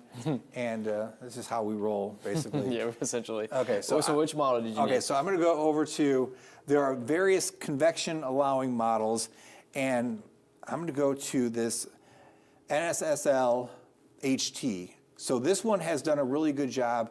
I'm going to go to the most recent one. And I'm going to do this, all right? I'm going to show you the HER. So the HER is a high resolution rapid refresh model. This has been like the US's best short-term model, all right? And there's a new one that's coming down the pike. It's available now. It's called the RRFS, Rapid Refresh Forecast System. And then there are the NSSL is National Severe Storms Laboratory. So many acronyms. So many acronyms. So anyway, the HER has been number one. I was going to say, you can also select Yeah, one of these. that might be good. The RRFS is coming up next, but the NSSL has been doing pretty good. So the HER here, let's go to, I'll go to the most recent, which is the 0Z. And this is crazy. So that's 8 p.m. It's completely missing, what is happening in the atmosphere. Let's see that pen here. Yeah. So can you guys take that full? Yeah, you got it full. Yeah. Okay, so as we go through, so there's a look at 10 p.m. and then 12 a.m. But this is actually happening right now. And what time is it? 8:30? I mean, it's 8:43. Yeah, so about an hour and a half early. So let me go back here. Check this out. If I go back to the 22Z run, that was the forecast for 10 p.m. And that was the initial line, basically. I mean, it wasn't doing a good job at all. 9 p.m., that's not right. I mean, so that's been the gold standard. This is the new model coming around now. This is the RRFS. So let's see how this one's doing. You go back to where we are. I mean, not good. No, because right, it shows rain in Troy and Crenshaw County. So now, can you guys in the back switch over to Max 2? Just Max 2, yeah, Max 2 to BAM. Okay, so even just take it, take it full screen. Take it, take Max 2 full. Yeah, I'm talking to them in the back. Max 2 full, and then just come back to us on this 2 shot. So that's a look at the model for 9 p.m. on Thursday. And then, guys, just punch it up. Yeah, so there's Max 2. So that's reality, all right? By the way, a new severe thunderstorm warning has been issued for, looks like the rest of Houston County into Henry County and then up into Early County. So, yeah, there could be some wind still gusty here as we go through the next hour anyway into southeast Alabama and then parts of Georgia. Okay, so back to this model, which this is the next best model coming out. And it's, I mean, again, the rain's right here. It's showing it up there at 9 o'clock. Exactly. Not great. All right. So my point was, this model, look at this, much better depiction. This NSSL, that's the 18Z run. So as we go forward here, you kind of see that line. That's midnight into the morning hours, kind of just moving on through. And then we'll see what kind of next line forms and comes in as we go through tomorrow. That's 11, that's 10 o'clock tomorrow morning. It kind of shows another round of showers and storms coming in. So have you looked at this as much as the other ones? This is kind of like in a sleeper model. Actually, yeah, not as Yeah. much. I mean, once weather front actually came out, I mean, it's just so easy to look Yeah. at forecasting models using this. So having the ability to compare model runs at the same exact time, I've been able to test a lot more, and there's still a lot of variability, even with the most common or even the newest Yeah. forecast models out there. And to make it more confusing, you've got the RRFS and then you've got the version 2. So you've got the one that's kind of in beta, but the version 2 is the actual one that's going to go operational, I think, come the fall. Right. So there's a lot happening, and there are some models that will go away here in August, and these new ones are being introduced, and most of these are in beta. So, I mean, this is what we do kind of behind the scenes and trying to pinpoint, which model is best. And we have what's called the graph model that is in our weather system that's run by IBM that isn't part of any publicly available data set. So there's a lot that we look at, and the bottom line is none of them are great. So what we try to do is put them together into cohesive forecast. But this is the new version that will be coming out of the RRFS, the one that will eventually be the dominant, number one model. And that one is not doing a great job. So just as a forecaster, it makes me excited to think about the future and the AI component of forecasting, that we will get to short-term AI models that probably outperform the physics-based models. And why stop there? Let's just take that into the warning system next, because that would be really great. That, I think you can take that back. I think that is coming. I'll go back over to the wall here. And I think the theory behind that is we can use AI to break down all the products that are being produced by the radar. So I can't show you everything. I can show you more on this iPad than I can on my weather computer here. But this one radar, and it's just not this one, but every radar, like the Fort Rucker radar, is producing a bunch of different scans of a bunch of different products, different tilts, at least several tilts going up into the sky. AI can analyze every single product, every single tilt in real time and compare that to, what's happened in the past, or if it meets this spec and this spec and this spec and it's moving in this direction, this is the polygon or the ellipse that will show you the most damaging winds or the tornado path or whatever it is. So I think that's next when it comes to severe weather forecasting, where instead of we get, right now we get these sloppy polygon boxes where this part is treated the same as this part, and even though the strongest winds are right here, it carries the same weight as what's happening right here. I think, if we were drawing in the new AI world that's coming, where's my cursor? If we were to draw a new, warning ellipse, let's do this. Based on the wind speeds right now, the strongest winds are right here. The new warning really should be something like this. Like this is the area of the strongest wind threat here in the next 15 minutes. And I think in the world of AI, as this radar updates, the polygon or the ellipse will update in real time. And it may change shape according to what the storm is doing. So instead of just a stagnant, polygon with sharp lines, we get this really cool, immersive bubble that just kind of moves with the storm and really pinpoints what the threat is and what it's going to be. Guys, in the back, see if you can take that sky cam. This is from Southeast Help. I just wanted to point out, those lines of storms are coming through. Take a look at that shelf cloud that's making its way in. That is zoom into that, Ryan. Really cool. That's really, really cool. And yeah, could that be inflow? Yeah, I think that's an updraft that's happening. That's the updraft? Yeah. I mean, sometimes you get what are like tornado lookalikes. Right, yeah. This is not a tornado setup. But what you're looking at is, the rising air motion there. That's funky too, isn't that? No, yeah. I think that's actually caused a little bit by the Waterworld water tower there. So all the light goes all the way up that's into the Southeast cam, Yeah, that's the Southeast cam. That's not a UFO. No, not quite. But it does provide some really cool picturesque ways to check out these storm systems as they roll through. And yeah, this is putting out some pretty good lightning too. So go to the flowers cam. Yeah, that is that is actually black and white right now, since we were pointing a little bit farther to the west. But yeah, gotcha. Yeah, that doesn't correct until we get daylight back. Is that I mean, right? if you can find a really bright light to zoom in on, sometimes it'll reset, but it's Gotcha. Yeah, Well, it's tricky. What better than the actual Waterworld tower? Oh my goodness! I was about to Yeah. say if I can find it. That's on the west side of Dothan. That rain just right. now, it looks like it's just moving into the west side there, the Flowers Hospital area.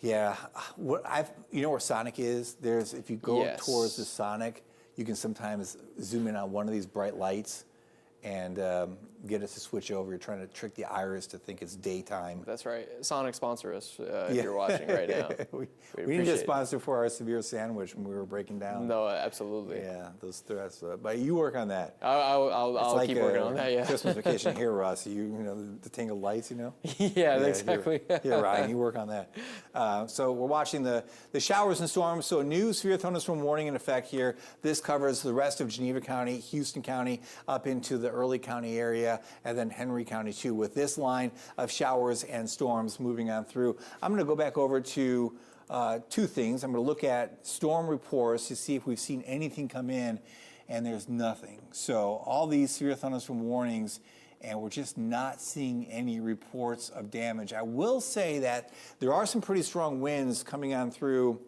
the northern and central part of Henry County with that Boeing segment, which is still there, approaching Shorterville. It came on through Abbeville. So here's a look at base velocity. Some of the brighter colors here are showing winds in excess of 40 miles per hour. I'll back this up just a little bit. Again, we get the best view of the winds when it's near the radar site. And just because you see brightening doesn't mean the winds have gotten stronger. You see the blues, which are the strongest winds, kind of fade towards the radar site. And then you kind of see them, you know, the wind speeds kind of rejuvenate away from the radar site. That's just a function of the fact that, you know, your beam height is like this. A little, you know, it's not going straight. It's going up usually 0.5 degrees is what we have here. So with the curvature of the Earth, as the Earth curves, that beam is going higher and higher in the sky, which means you're measuring, even if it's 400 feet here, the winds at 400 feet are a lot stronger than they are at 4 feet. So you see the stronger winds as you just measure up higher in the sky, which is why the winds usually are the weakest around the radar site, because you're shooting at, you know, 75 feet, not 400 feet or you know, 3,000 feet as you get farther away from the radar site. So when we see the really intense winds near the radar site, that is confirmation that we've got a really, really powerful storm. If we were to get, say, winds right here at 60 miles per hour, they're probably 60 miles per hour at ground level. But when you see winds at 60 miles per hour or 50 miles per hour out here, that's probably not reaching the ground. There's more like maybe 30 or 40 miles per hour. So hopefully that makes sense. So these winds here are, you know, 50, 53, 46. In reality, I'll just do this real quick. I'm gonna do this over here. I can't do this on the air, but let's go. I'm not used to using this program, Ryan. What program is that? This is Radar Scope. Here. Oh, okay. yeah. Mm-hmm. I've switched. There's a better one out there. Okay, so let's see. If we go to, it's not showing me my beam height. All right, scratch that. We're above ground level, basically, is what I'm trying to say. I was going to try to give you the exact height of that beam over the eastern part of Henry County, and I can't do it. So let me clear that out and go back over to the reflectivity. But I'm not seeing any reports of damage from any of these counties that have you know, felt the impacts of the storm. Covington, Coffee, Dale, Henry, haven't seen anything yet come in, any damage reports. I'll scan again. I'm not seeing any reports at all. Okay, let me go back over to the Facebook page, and if you have anything to report, can Newton go to bed? Yeah, I think you're okay, Newton. Yeah. Okay, so if you have any reports of damage, even if it's a tree branch down at your house, if you can put that into the Facebook comments right now, tell me where you are and what you've seen, we'll pass that along. A lot of wind, out there. Let's see. Sean says Midland City, crazy rain by Wallace. Yeah, that rain rate is intense coming on through. Just a lot of rain. Really everywhere here in yellow to orange is a moderate to heavy rainfall. And then when you see the red show up, that's the really, really intense kind of blinding rain that we've seen at times all the way through the afternoon and the evening hours. Just that really, really intense rain. That rainfall rate in red is 2-3 inches an hour, and in dark red it can be 4, 5, 6 inches an hour. It doesn't usually last very long, but for 5 minutes of 6 inch per hour rainfall, you get almost an inch of rain. It happens very, very quickly. All right, are we worried about the midnight storm that's coming, Taylor?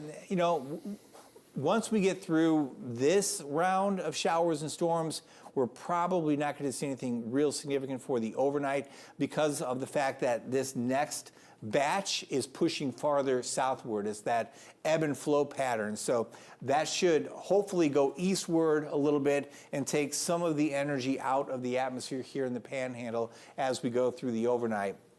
And some of the more rain-cooled air will kind of dominate for most of the overnight. But more than likely, as we get towards tomorrow morning, I'm talking 4, 5, 6 in the morning, the atmosphere should recharge at that point, and then we'll get some more rainfall. The severe threat does not look as high for Friday. We're losing some of the wind energy in the atmosphere. Hey, can you guys go back? Is that available? Yeah, go back over to come back over here. Come back over here. We'll just do this on the fly. Come back over to the computer here. This is still hooked up, Ryan, right? Oh, yeah, the HDMI computer. Yeah, that's right. Okay, I'm going to go here to, I'll do the her, and what am I looking for? I'm looking for upper air. I'm looking for 850 millibar wind, and I'm going to back this up a little bit and take my pencil. Okay. So this is 10 p.m. So what we're looking at here are winds in the atmosphere, 4,500 feet, the low-level jet. Yes. And we talk about this a lot because that low-level jet, this is a pen, and I'll kind of do this. If these are the winds, all right, and winds down low, winds up high, that low-level jet, see how that spin occurs? That pen starts spinning. The same thing happens in the air. You get this horizontal spin. We call that helicity. And if that horizontal spin gets tilted like this, you've got the tornado. So we use the low-level jet as kind of our predictor of where the greatest helicity will be. Right. And helicity combined with instability leads to rotation potential and tornadoes. Yeah, absolutely. All right, so this is what we've seen today, that corridor in purple, the low-level jet. As we go forward in time, it begins to lift up to the east and northeast of us, 2, 3 in the morning, 4, 5, 6 in the morning. It's now centered over Georgia, the Carolinas. Still a little bit of it here. Right, yes. Want to do a sounding? Oh, yeah. Let's see if we can do a sounding. Yeah, Yes. try it out. That's really cool, actually, that we can do that too. This program is amazing. That is really awesome. Amazing. All right, so look at that. Yeah. Bottom right. Yeah, it does have that return for tornado risk still. And I mean, the temperatures and the dew points really close at the surface. Break down the photograph on the top right. Oh yeah, break that down. Well, I was actually doing this for Douglas Doppler the other day. Okay, you start at this purple line, you're at the surface. Every time you see that color switch, you're going higher in the atmosphere. The turning of the winds essentially is how you break it down. For really strong directional shear, which is what we look at for the turning of the winds, you usually want your winds to turn like this. Around if you want tornadoes. If you want tornadoes, like yes. If you want tornadoes, that's what you want. If you want it to stay maybe some gusty winds or something or nothing at all, you need more sloppy line down here, line down here, all of that. All right, so that's tomorrow morning, and the fact that you see tornado there means that there's still that at least low-end potential for some rotation tomorrow morning as that low-level jet departs. But as we go deeper through tomorrow, 7, 8, 9, I mean, there's still just a little bit of a low-level jet there. And that's interesting too, because if we go back to what we saw yesterday and the day before, when we had the 2 tornadoes yesterday, and then 2 days ago we had these little spins in the panhandle, we had a low-level jet similar to this. So we'll just kind of pick another spot here. Let's pick, the southern part of Houston County for noontime tomorrow, generate the sounding, and look at the difference. Look at the difference. Very different kind of photograph right there, where your turning of the winds, it's not, that's what's called a veering. You want a veering wind profile, right? Yeah, that's where you have a little bit more of that clockwise spin with your photograph. We're not seeing that anymore. You still have Cape around, but even 0 to 6 kilometer shear is not even there anymore. Yeah. Even though it's warmer, 79 over 75, you take away that wind component tomorrow. So this is one of the forecasting tools that we use when we go through time, that low-level jet. I'll back this up so you can kind of see where we are right now. Now, if you do this is where we were. Let's do this. If I pick this area in Henry County, now this is going to say probably tornado. No, actually. No, absolutely not. Wrong. That's what they call it. That seemed more like a backing wind profile, where you had more counterclockwise flow from the surface into the upper atmosphere. Well, let's do this. Let's do 8 o'clock, where we had the rotation and the tornado. Yeah, let's check that. We need a drum roll. Yeah, we really do. So marginal severe, marginal, at least on the side right there. I mean, still some of that 0 to 6, 0 to 3. So you can tell right away. You can tell the models are not perfect, are they? No, they're not. They're not. I mean, we have to always find the middle ground, and also kind of use what we've seen in the past. You know. And it's not just one model. Again, it goes to like all these different models that we look at. This is that NSSL model, and that one. Let's see. We'll go to we'll go to 11 o'clock. Let's pick Jackson County, and just see. We'll get back to the radar. Oh, going. What's the magic touch? Going back to the radar? Oh, it's this sounding? There Yeah, we go. you have to like hold it. Yeah, gotcha. This is only the second time we've done this with this. Well, see, look at that return right there. Marginal tornado, a little bit better of that photograph, the turning of the winds from the surface. So that does check out better. I actually will remember the NSSL. Yeah, definitely worth checking out. So, that low-level jet lifts out as we go through tonight. That should lower that severe threat. It's not just the low-level jet. It's, what are surface temperatures? What are dew points? Let's do this before we leave this, because we can also go to the Cape, and this is convective available potential energy. I'm going to go Cape. I'm going to go surface-based, because really to get a tornado, you've got to have surface-based Cape. So basically orange, Cape is high, a lot of energy.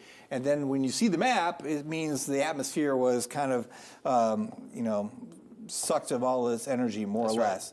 So if I go back here just a little bit, now this isn't great though, because at 5 p.m., we had that line come through, and we were more stable. But this is, I guess, showing the initial line that we had and how the atmosphere was kind of sucked of its energy, and then it kind of reloaded here a little bit, but we're at midnight. So this model is not, it's just not great. But you get the general idea. You see how that moisture and the energy kind of increases again by tomorrow morning. So that's the thinking, that we may have a period of more stable weather overnight, but then it kind of surges back to the north tomorrow. Want to do the 0Z? Yeah, let's check out the 0Z for the HERT. The HERT, let's go, go back here real quick. Okay, so 8 p.m., again, this model has not been perfect. Decent. Every run that updates should be a little bit better. There's 1, 2 in the morning. Most of the energy kind of along and south of I-10. And there's that little dip, probably a reflection of what we're seeing by Pensacola now. The timing is just off. Right, the timing just a little bit off, already kind of settling in a little bit earlier. Even some of those cells that we're putting off rotation earlier are more along the lines of straight line winds as they're making their way east. So anyway, this is kind of a nutshell of the challenges that we have forecasting, because you can't pick one model and say this is what's going to happen. You just can't. No, we look at so many different models every day, as you mentioned, use our experience and kind of put it into one forecast. And that's why a forecast will never be perfect. And that's why I'm also excited about the AI world that's coming when it comes to modeling, because I think the AI is going to do better than the traditional physics-based modeling. That's what I'm excited for. I mean, that should always be the common goal, is finding models that are better and more accurate, because that keeps everyone in the know, everyone safe, and it keeps you at home safe. So that's exactly what we want. It might cost us our jobs down the road, but if it keeps us all safe, you had to bring that up. You're talented. We'll figure something else out. All right. A social media manager at some point. There you go. All right, let's go back over to Max 2 here as we track these showers and storms coming on through the Wiregrass. And we've got these ongoing warnings in effect. Ryan was mentioning this line down here. So that was kind of depicted in the modeling as you saw a little stabilization, but that stabilization not occurring at 3 o'clock in the morning. Here it's occurring at 9 o'clock in the evening. So that should come in. You look at the models, then you look at reality. I'm like, the models are great, but are the models showing us what's happening, or is it just, you know, an idea of what's going to happen? Usually it's just an idea of what's going to happen, and reality is reality. So the atmosphere is more stable here, a little more unstable here, and then stable farther northward. So once we get through the next hour to 2 hours and we get the rest of this storminess, convection to kind of be played out here in southeast Alabama and then into the panhandle, that should stabilize the atmosphere for the overnight. I say all that to tell you, if you're watching us, it's getting towards bedtime, say in Andalusia or Enterprise or maybe Ozark or Eufaula or Troy, and you want to go to bed, you're worried about severe weather, you're good. I mean, you're good to go to bed. The only areas I'm really concerned about now would be Crestview southward ahead of this line, and then kind of the southern part of the Wiregrass. And again, the overall severe threat isn't that high. The tornado threat is overall pretty low. This is more of just a wind threat, some gusty winds. And honestly, this probably should not be warned. A lot of this area should not be warned for severe weather. I'm not seeing any really strong winds that would warrant a legitimate 58 mile per hour wind gust. The strongest winds, I think, are with that Boeing segment. You kind of see it there spreading into Early and Clay counties. Yeah, that's the biggest thing. I do at least have one official storm report coming in from Dale County, just east of Highway 231 toward Pea River. Reporting of creek overflowing and yard and crop flooding as well. So, I mean, that does go along with the amount of heavy rain that we have seen. I actually even did take a look a little bit earlier at some of the rain totals, at least just over the past 24 hours. I mean, the biggest share is Andalusia, now at just nearly 3 inches, Troy over 3 inches, and you can see that kind of those totals subsiding the further east you go, but Enterprise over 2 inches, 2.5 inches for Ozark. So this is exactly what we were forecasting for, really between that 2 to 5 inch mark, 2 to 4 inches as well. So that seems to be what's panning out. And if you look farther to the west, there's even deeper colors over there too. They've seen a lot more of that tropical moisture, like areas of New Orleans into South Alabama. So yeah, no surprise that we're getting reports of flooding in some areas, David. You know, the modeling was showing the potential for 6 to 12. I saw some 18-inch totals. 18 inches. Yeah, that were. I saw a 20-inch in one of the model runs for Mississippi. This was yesterday for this period ahead. So, yeah, I mean, the problem is, and I'll show you this here as I animate the long range. I'm going to go back, actually, I'll go back 2 hours and animate this. The problem is, as soon as you get some stabilization, the atmosphere just kind of recharges, and you get kind of an eastward or even a southeastward flow here from the returns. And then all of a sudden, they turn back into coming in from the southwest. So it's that persistent onshore flow that is kind of overwhelming the system. For example, this line is moving to the east, and now all of a sudden you get these cells that are coming in from the southwest again, feeding it and drawing in that really, really deep tropical moisture. So it's just a persistent flow in from the Gulf that is constantly just rejuvenating the atmosphere. This area here was dry, and you know, look at that. I'll just stop that so you can kind of see it a little bit better, because it's really remarkable. So this was the line that we're watching, and you had a couple cells there in Houston County. Then all of a sudden, those cells become more dominant than the actual line that we were tracking as that moisture comes in here from the southwest. So the Gulf is wide open, and it's just throwing in a lot of moisture. we'll keep our eyes on, these cells.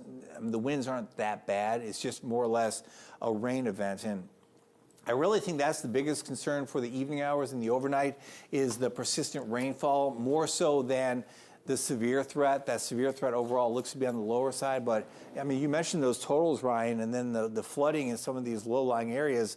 I think we'll see more of that probably through tonight. And then tomorrow, too, because we'll get more heavy downpours tomorrow. Exactly, yeah. We were just checking the modeling out right now where we could see even more of that rainfall. So, yeah, heavy downpours are still a possibility. You guys in the back, just to kind of fill the time, let's take a look at the Skycam right now from Southeast Health. I've zoomed in on a flag so we can see a little bit more of the gusty winds coming through the city, along with some of that rainfall as well. So, yeah, now some of those winds and that rain still kicking for parts of Dothan. A lot of rain out there. Great shot there with the flag. So nice. Rain now. This is one of the future radar images. Before I do this, Ryan, on Max 1, punch up the current radar, kind of like the same map perspective. Yeah, so then you guys in the back, punch over to, I'll back this up. What time are we now? 9:11. 9:11. So I'm going to back this up to 9:10. All right, so this is the modeling. Now go over to Max 1, and we'll show you reality. Then just go back and forth real quick. Can you do that? Yeah, look at that. Okay, perfect. Pause that, though, Ryan. Yeah, sorry. I'll pause it. Go ahead, carry on. Okay, so reality, modeling. Okay, the modeling here, just keep going back and forth in the back, and I'll just talk about it. The modeling here not picking up on that southern surge of that moisture. It shows it farther northward. Let's see, in this area, a lot of rainfall. In reality, a decent amount, but it shows a lot more in the modeling northward where we have some. It's not doing a good job with the leading edge here into Early County, and it's really failing in this area. Okay, so let's go back to Max 2 now, and I'll take you forward. Knowing the shortfalls of this model, it kind of shows it sagging southward as we go through the overnight. And then it kind of redevelops this area across the northern part of the Wiregrass tomorrow morning. That's 8 o'clock, and then sags it southward. So we'll see. Looks like that boundary may be a little farther south overnight than what this model shows, but it shows a general lull 2, 3, 4 in the morning. And then after, say, 5 or 6, it starts showing that regeneration. So given the fact that this model is doing a decent job but not a great job, you get the general idea. A lot of rainfall this evening, even 10, 11 o'clock, diminishing overnight, and then kind of refiring tomorrow morning, 7, 8, 9 o'clock in the morning across the central northern part of the area. Every model will be a little bit different in the way it's handling this, but that's the general idea. So again, we don't look at just one model. It'd be too easy if we could just take one model and have it be perfect all the time. But that gives us an idea of what's going to happen. So rainfall. The rainfall threat will be the biggest threat that we see for the overnight and for tomorrow, too. Ongoing severe thunderstorm warnings. Now, we've seen these all the way through the Wiregrass, these severe thunderstorm warnings with this round of showers and storms. Covington County all the way into Early County, and I'm still not seeing any wind reports anywhere. Yeah, the latest that just did come in at 8:56, I believe 1 mile south of Headland, or really just south of Headland, a station there gusted to 40-mile-per-hour winds, but that's not severe definition. I would say you have to have 58 miles per hour or more to hit that severe thunderstorm definition. Yeah. So these are probably we have some severe thunderstorm warnings in effect. These are not technically severe thunderstorms right now. Certainly some gusty winds and some heavy rainfall, but thankfully we're not seeing widespread 58 mile per hour or greater winds. Otherwise, we'd have damage all over the place, and we're not seeing that. That's some good news. I was about to say, David, do you remember June of 2023? Yeah, when you got here. Yeah, perhaps a week or the week before I started. Yeah, I watched you live track some storms coming into Dothan. Now that looked like widespread upper level winds at that point. That was crazy. There was such a cold pocket of air aloft. That was a really, really intense day. Yes. So, we had significant weather advisories that would be useful for the lower end storms, and now those are called special weather statements. So these should have the special weather statements, probably not the severe thunderstorm warnings right now. Would you agree with that? I would agree with that, especially as we just got this wind report coming in saying at 40-mile-per-hour wind gusts. That sounds like special weather statement to me as well. Real quick, David, too, I've been keeping an eye on the Facebook comments coming in. People asking, about areas further west, what's going on in Enterprise. Now you're kind of outside of that heavier rain as well. You're likely just hearing rumbles of thunder. Even the heavy winds have really made its way out of that area. David, is that kind of what you're seeing? Yeah, I'm just kind of breaking down the winds here in Coffee and Geneva counties and the Dale County. And that pocket of wind that was pretty strong there in the blue has kind of pretty much gone away. A little neat little pocket here of wind that's near Coffee Springs and then just northward into Coffee County. Watching that, some extra lightning strikes there and some heavier rainfall. That's not severe, but there's some extra wind here and there. Probably approaching the south side of Enterprise in the next, say, 20 minutes or so. But that area looks a whole lot better than earlier. If we go up here, again, we're shooting higher in the sky, which is why you go from red to the pink. I mean, that storm didn't go from let me do this. I'm going to plot this.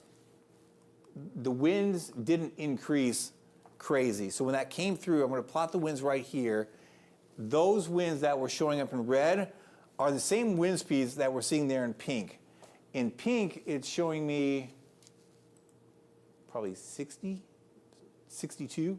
If I go back here and I plot these winds, palette, wind speed, 21. Okay. The winds were 21 when it came through the radar site. That same leading edge is now showing us 62.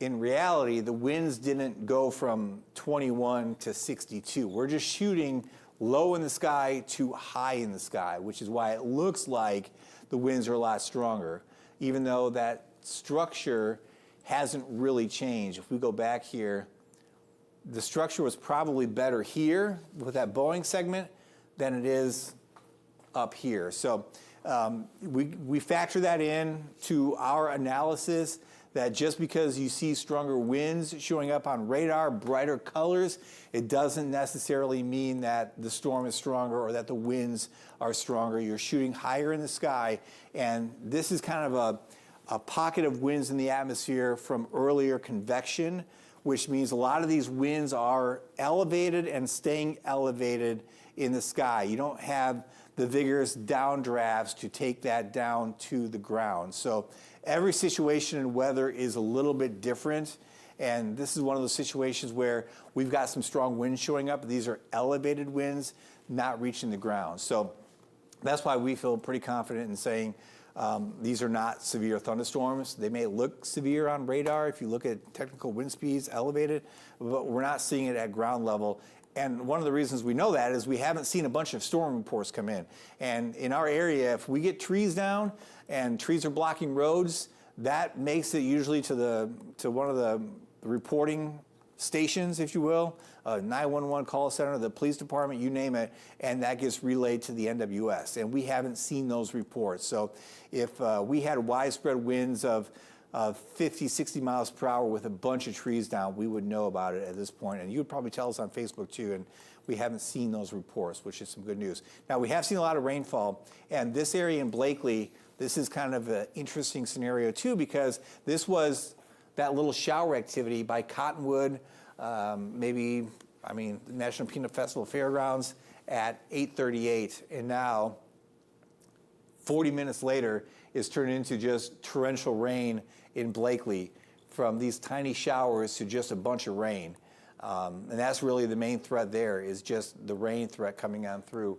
So if we look at the base velocity, nothing there stands out. It's just rain. A lot of rain coming on through Early County, and a lot of lightning too.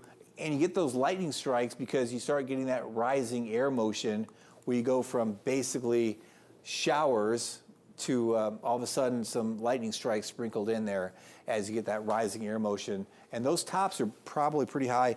I'm going to let you guess, Ryan. How tall do you think those tops are? Oh boy, I'm bad at guessing at these. The clouds, 15,000 to 20,000 feet. 30,000 feet. 30,000. 25 to 30 over Blakely. My guess actually makes me feel better. Oh my gosh, I'm bad at guessing numbers. I don't know what it is. Yeah, you know, you go to the plains. You go to like Nebraska in June with those big storms, and those storm tops can be 55 or 60,000 feet high. Yes. Oh, I've seen those storms. Like Crazy. they are incredible too, and the rotation that they pack when you can see for miles is incredible. Yeah, like big spaceships in the sky. They just do. the way they spin and the way they look with their structure and the big bowls.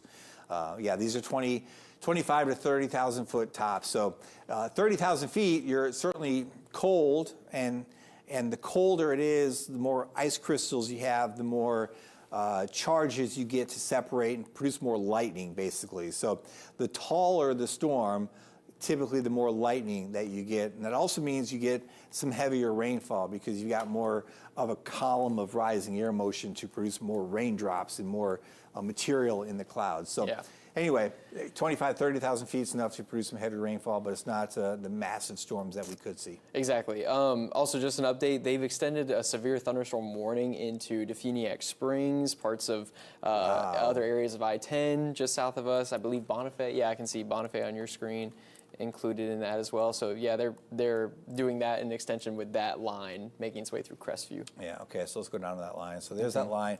That's a pretty good line that is now moving basically eastward. Now this is kind of cleansing the atmosphere behind it. This is actually a very good thing for us as we go through the overnight. That has pushed into the Gulf now. It's actually surging south of Pensacola Beach into the Gulf, and that is stabilizing the atmosphere.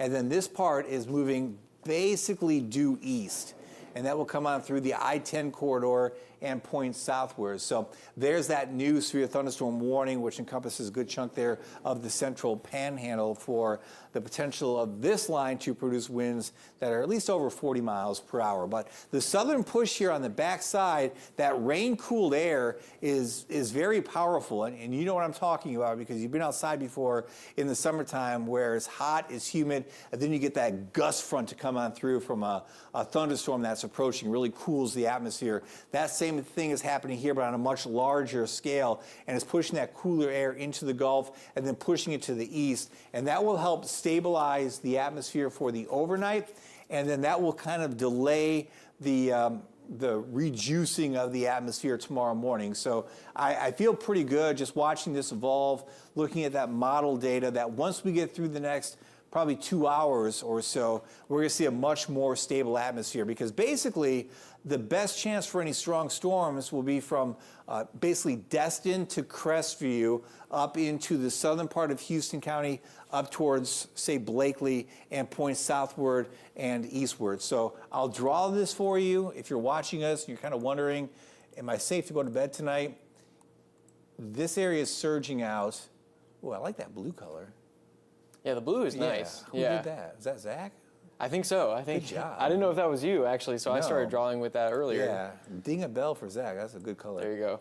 Wherever I can find this area here in blue, this area, if you're in this general area, you still have that chance for some stronger storms as we go through the overnight. But basically, west and north of there, the atmosphere is much more stable, and it should stable in the fact that it's not as unstable as it is to the south. It's still kind of unstable. It's just not as unstable because, I mean, it's June. We've got a lot of warm and moist air in place and a lot of moisture still to come through in the form of rainfall. But more than likely, we're not going to see the really, really significant winds from any of the storms in this general area. There's one caveat, I'll say, and it's because that there's a little bit of another mesoscale convective vortex right here and a little bit of the bow, kind of like what we saw up here with that little bit of a bow.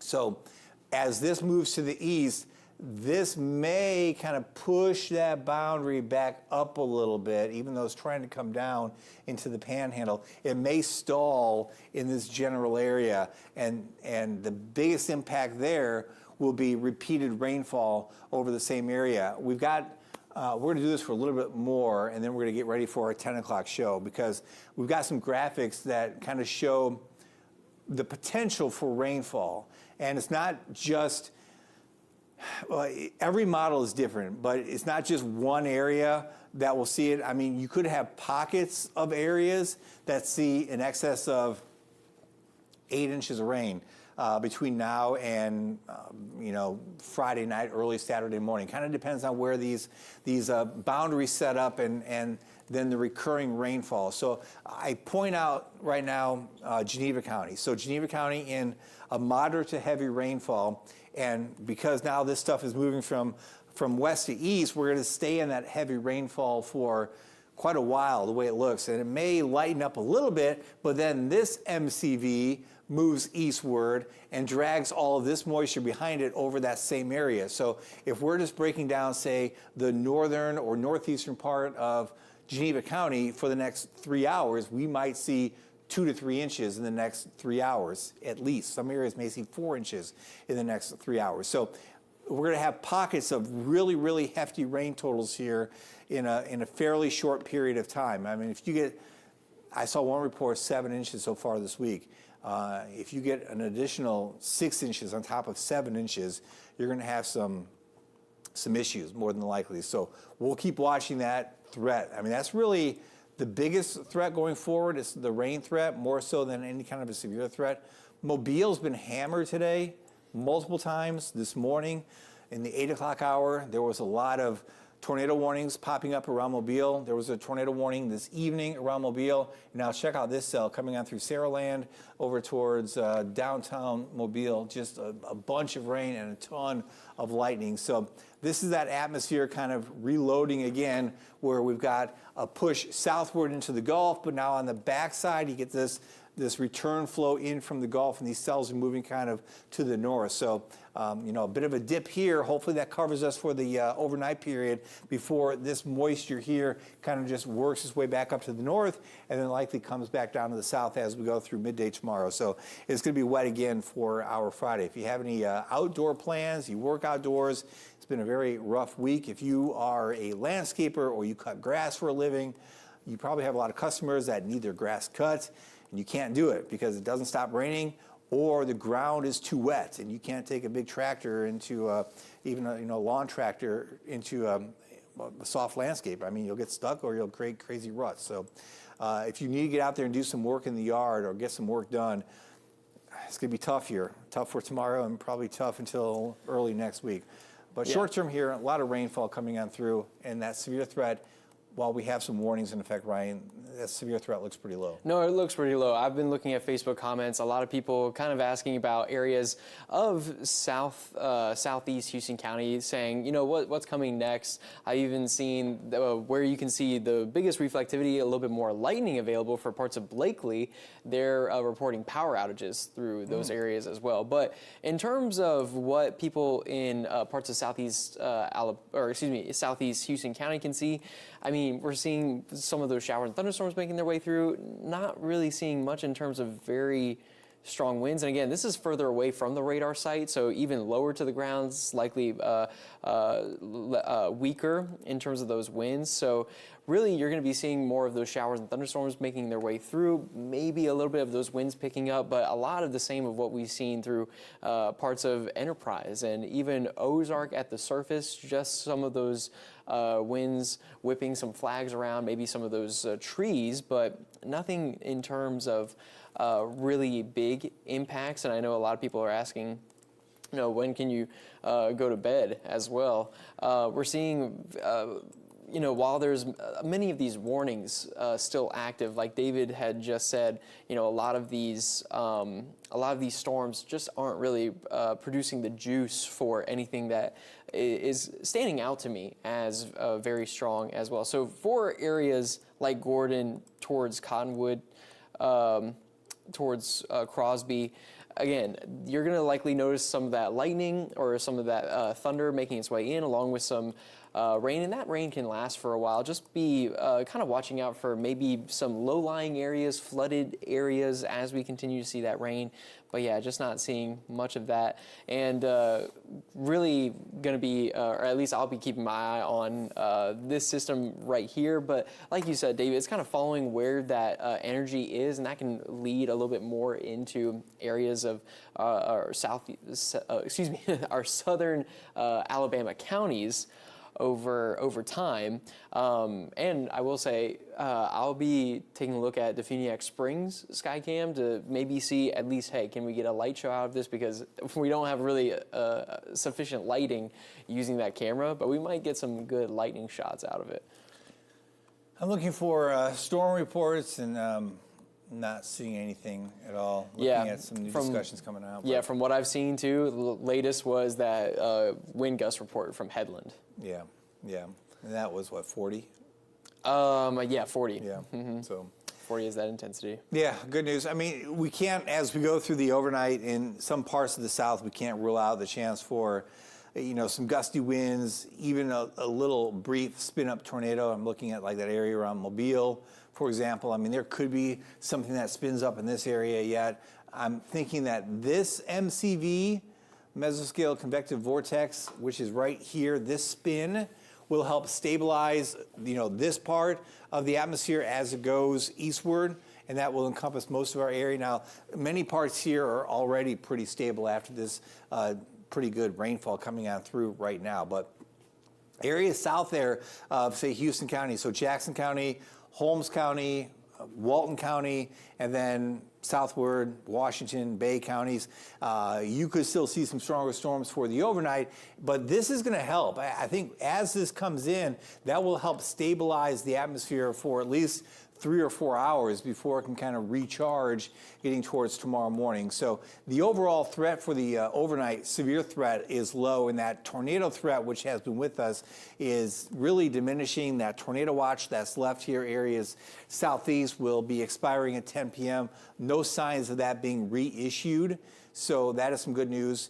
The atmosphere doesn't really scream tornadoes as we go through the overnight. There are some gusty winds with this line here in the panhandle, and I'll go over to the reflectivity. A very distinct line here, a little bit of a bowing segment here just north of I-10 moving into Walton County, and then it extends southward to areas just west of Niceville, down there towards the airport in Destin, and then just to the west of Destin towards Fort Walton Beach, approaching the Crab Island area, which is right there around Destin. So a very distinct line of showers and storms moving in. If we look at the wind speeds here, good view of it using the radar at Red Bay, the Eglin Air Force Base radar, and as we shoot here to the west, we're picking up a pocket of very strong winds there between I-10 and Niceville. I'll zoom into this area. So there are some pockets of wind that may be in excess of, say, 40 to 50 miles per hour. We're not seeing, even though we're elevated, we're not seeing the super strong winds that would scream damage. So you're looking at, say, 56, 53, 58 miles per hour. These are, again, elevated winds, probably not reaching the surface at that speed. Surface wind speeds probably more like, say, 40, 45 miles per hour. Certainly strong enough to do a little damage and take down some tree branches, but as far as significant structural damage, probably not going to happen. The one thing I would caution is tall trees in wet ground can be felled by winds of 35 or 40 miles per hour. Big tree, big canopy, catches a lot of wind, soft ground, shallow root system, down it goes. So factor that into where you live. If you're watching us in the Panhandle, these winds coming in from the west, a tree would fall from west to east. So if you have a tree on the west side of your house, it catches that wind and it comes crashing down. If the wind starts really picking up where you are, if you get in one of those localized pockets, now, generally we can say 40, 45. That's not to say there can't be pockets of stronger winds in that line somewhere. So that's what you want to think about. Worst case scenario, what would happen if the winds start picking up? That's when you want to take shelter. And I don't know about you all, but when me growing up and watching storms, it's always kind of fun to look out the window, and then all of a sudden the winds start picking up and you realize, oh shoot, I got to get someplace safe because this is serious. So if you get in that situation where you say this is serious, get somewhere safe. That Boeing segment kind of stands out there north of I-10. Not too far. Is that 10 miles from Definiak Springs? Let me do a little 16, 15 miles, 14 miles, 13, 12 miles.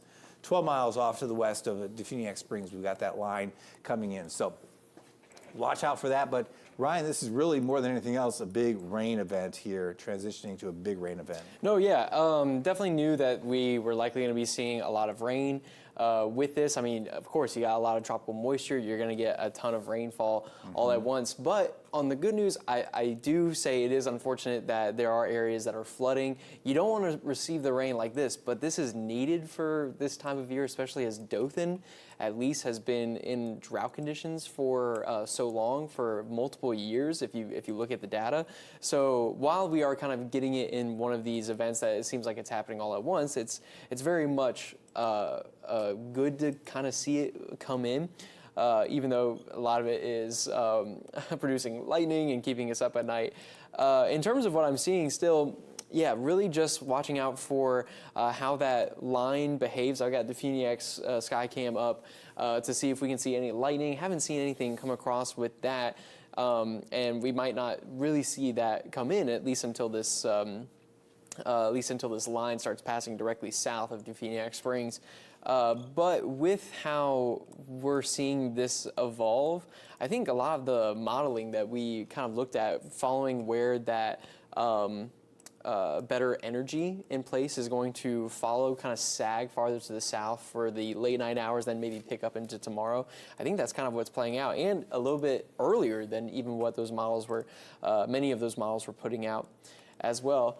I've been checking to see if there have been any pictures from people regarding storm damage through southeast Alabama regarding some of the winds that we saw earlier, but just haven't seen much out of that yet. Of course, we saw some heavier pockets of winds, but as this has been progressing to the east, that energy that that line has kind of been eating away at itself. And of course, we had a little bit more of a stable atmosphere once we had that first line of showers and thunderstorms make its way through earlier this afternoon and into the evening as well. So yeah, just seeing this come down to more of a rainy event, maybe some gusty winds here and there where the line can be a little bit more defined. But all in all, that is a blessing too, because while it does keep us on air to talk about the storms and also for any tornado developments that we do have,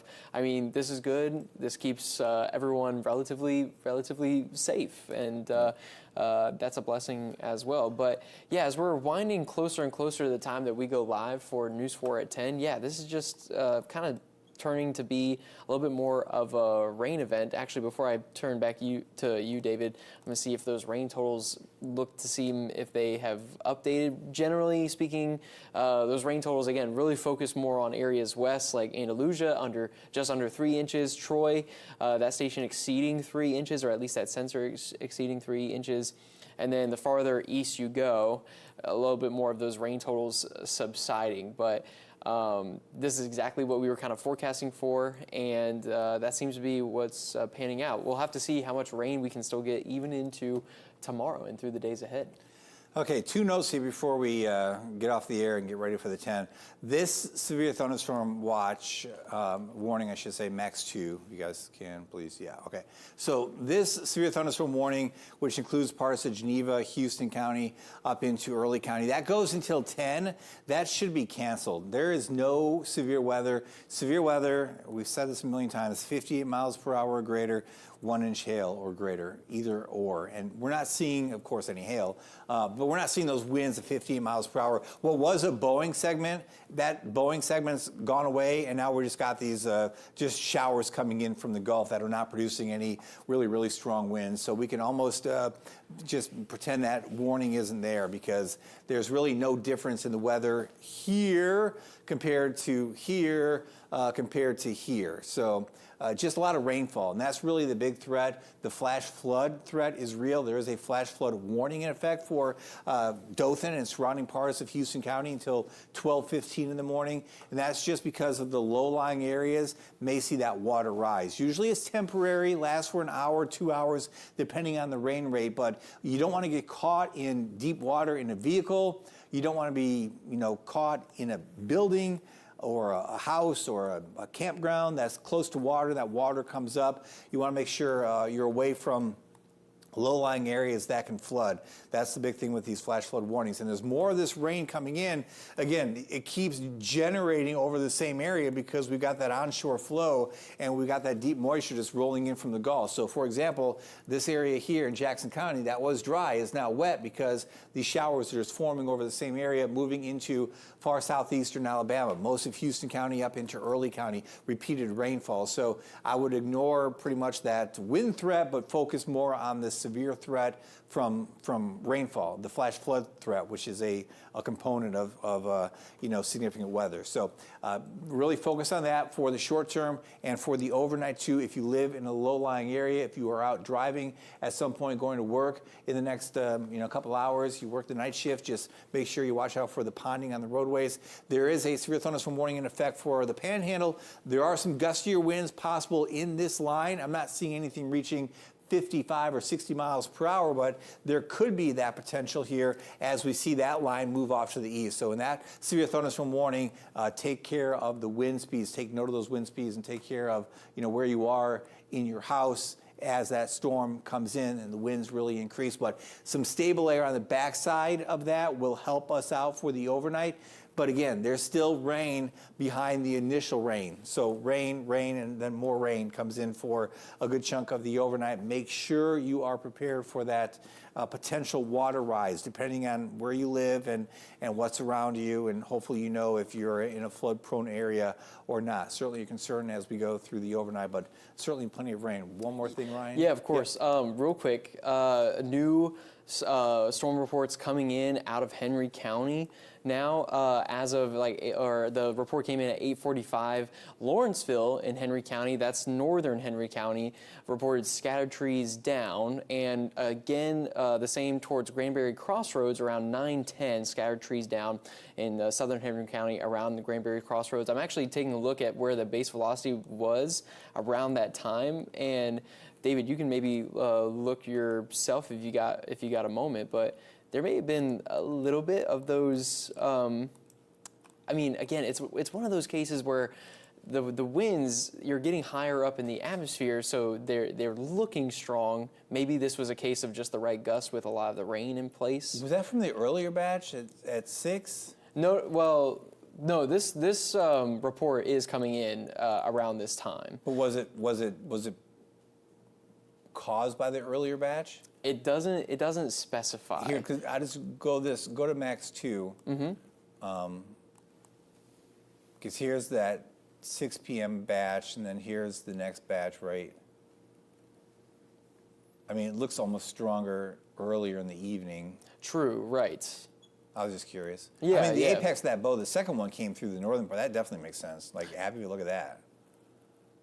Yeah, through Abbeville a little bit. Yeah. A little bit stronger. But yeah, it doesn't. All right, so. I got you.